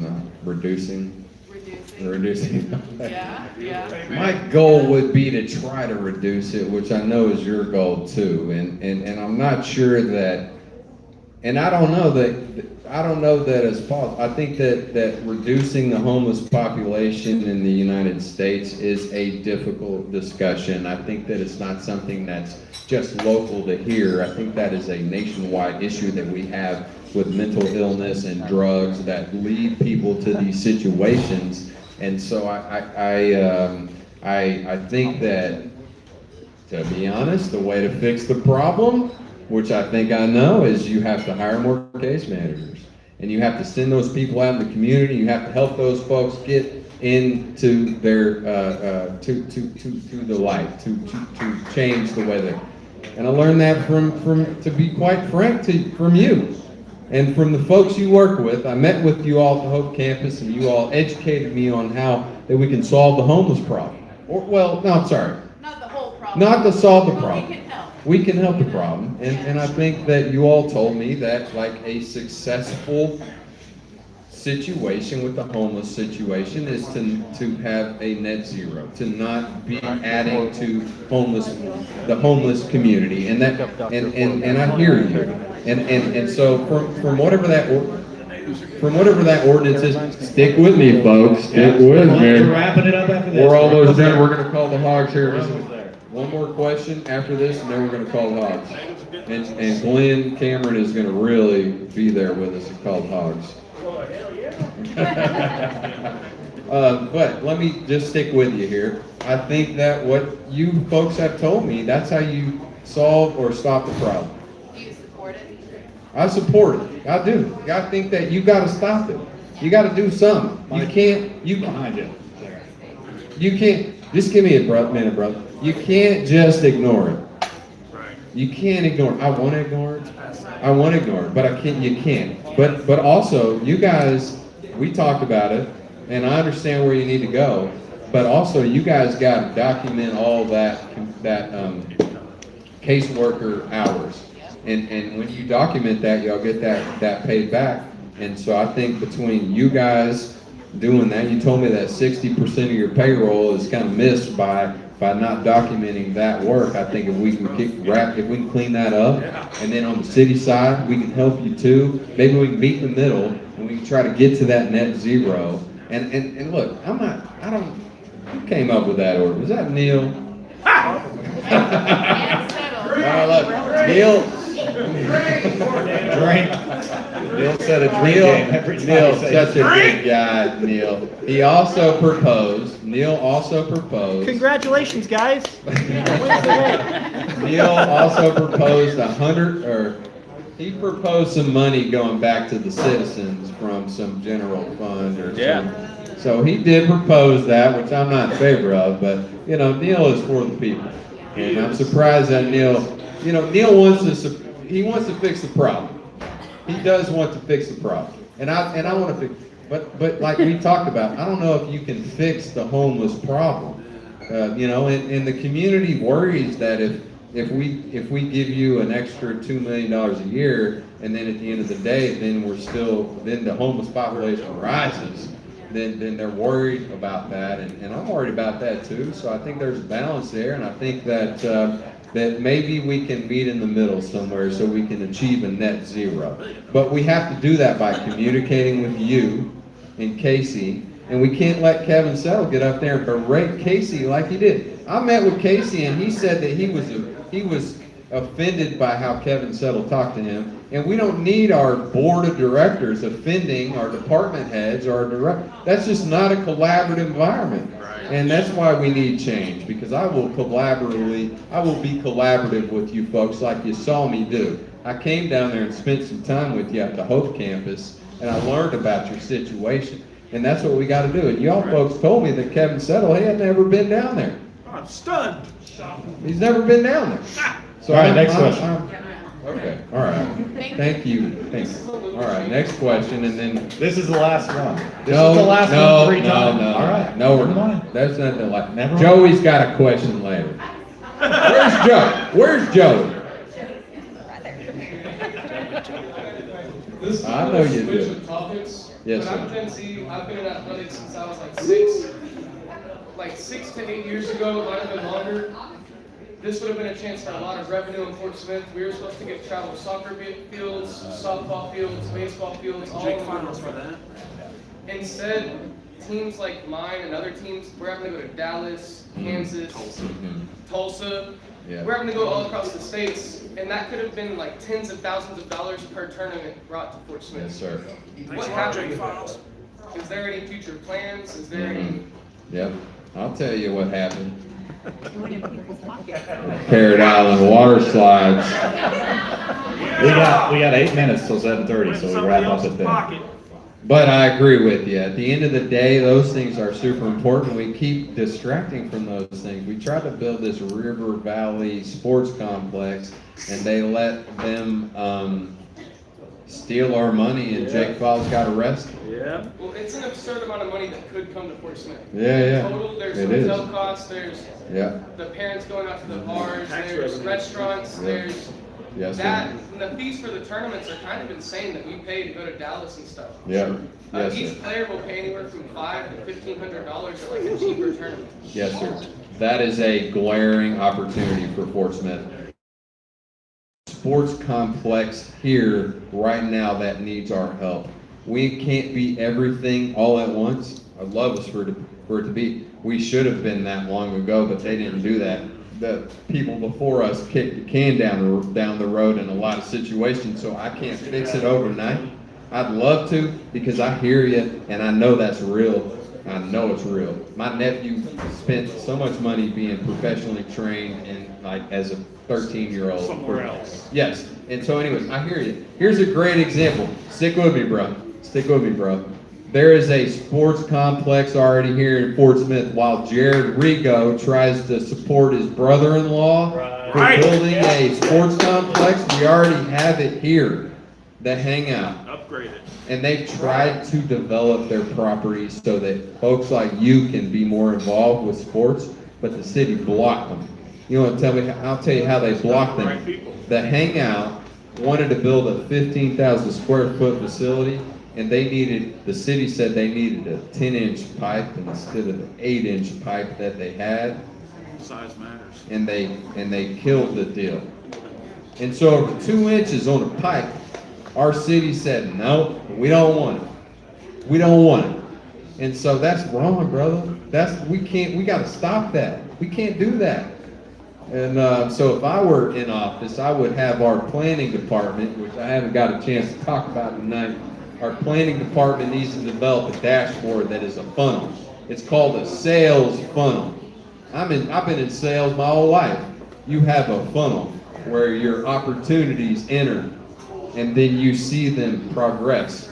And if they don't progress, you can say, why did this opportunity stop? And then we can intervene. But to this point, our city doesn't know why our opportunities are being gone, like they're leaving. And if I were on the board, I'd have them develop a sales funnel so that I can see.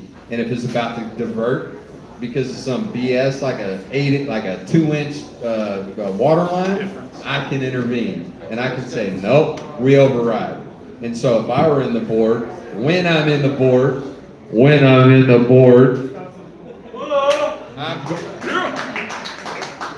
I'm going to do that. I'm going to develop a sales pipeline like we should have. And Neil Martin and I together are going to stop the BS that's happening. So I hear you, and I'm with you. And I know we need that, and I'm going to fight for that, so you can count on me to do that. It's just a lot of missed revenue. It is. Yeah, we have missed revenue from that. We have missed revenue from our water lines. We have missed revenue from so much stuff. And all the people in the back in front of Carl Nevin need to check themselves. Anyway, All right, we got time for one more. Go ahead. And then we got to wrap it up. Question.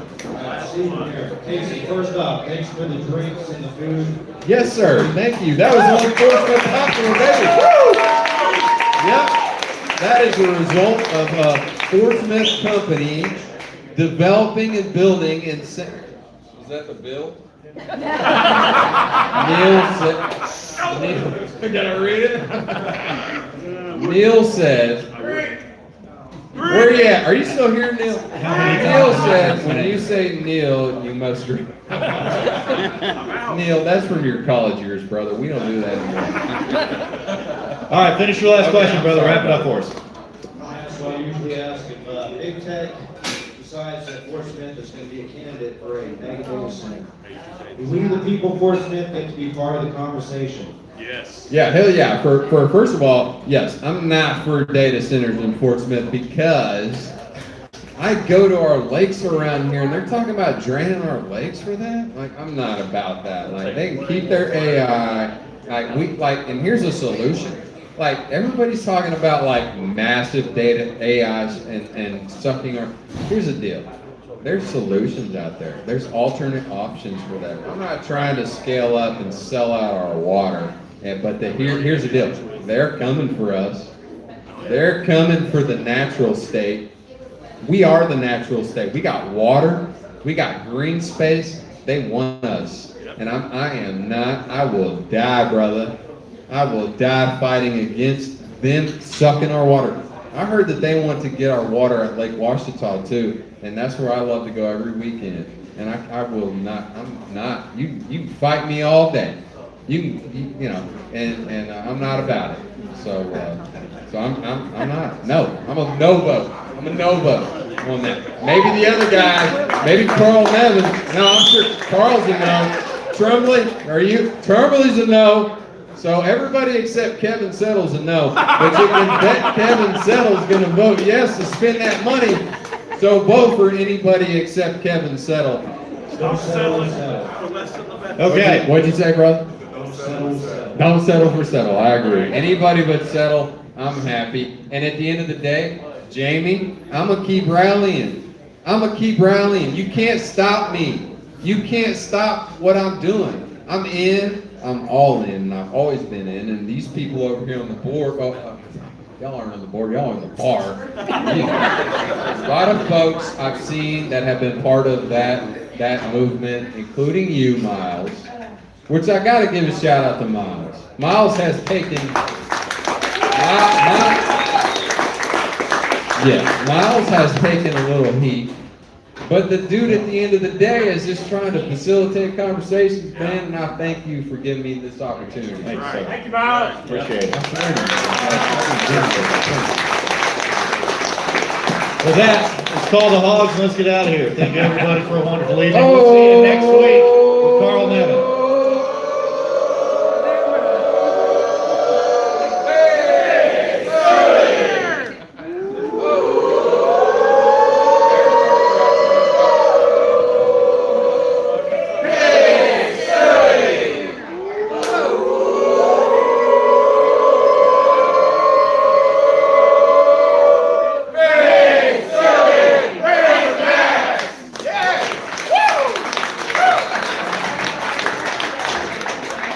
All right, I'm going to see if I can get some signatures. Thanks for hanging out with me. Bye.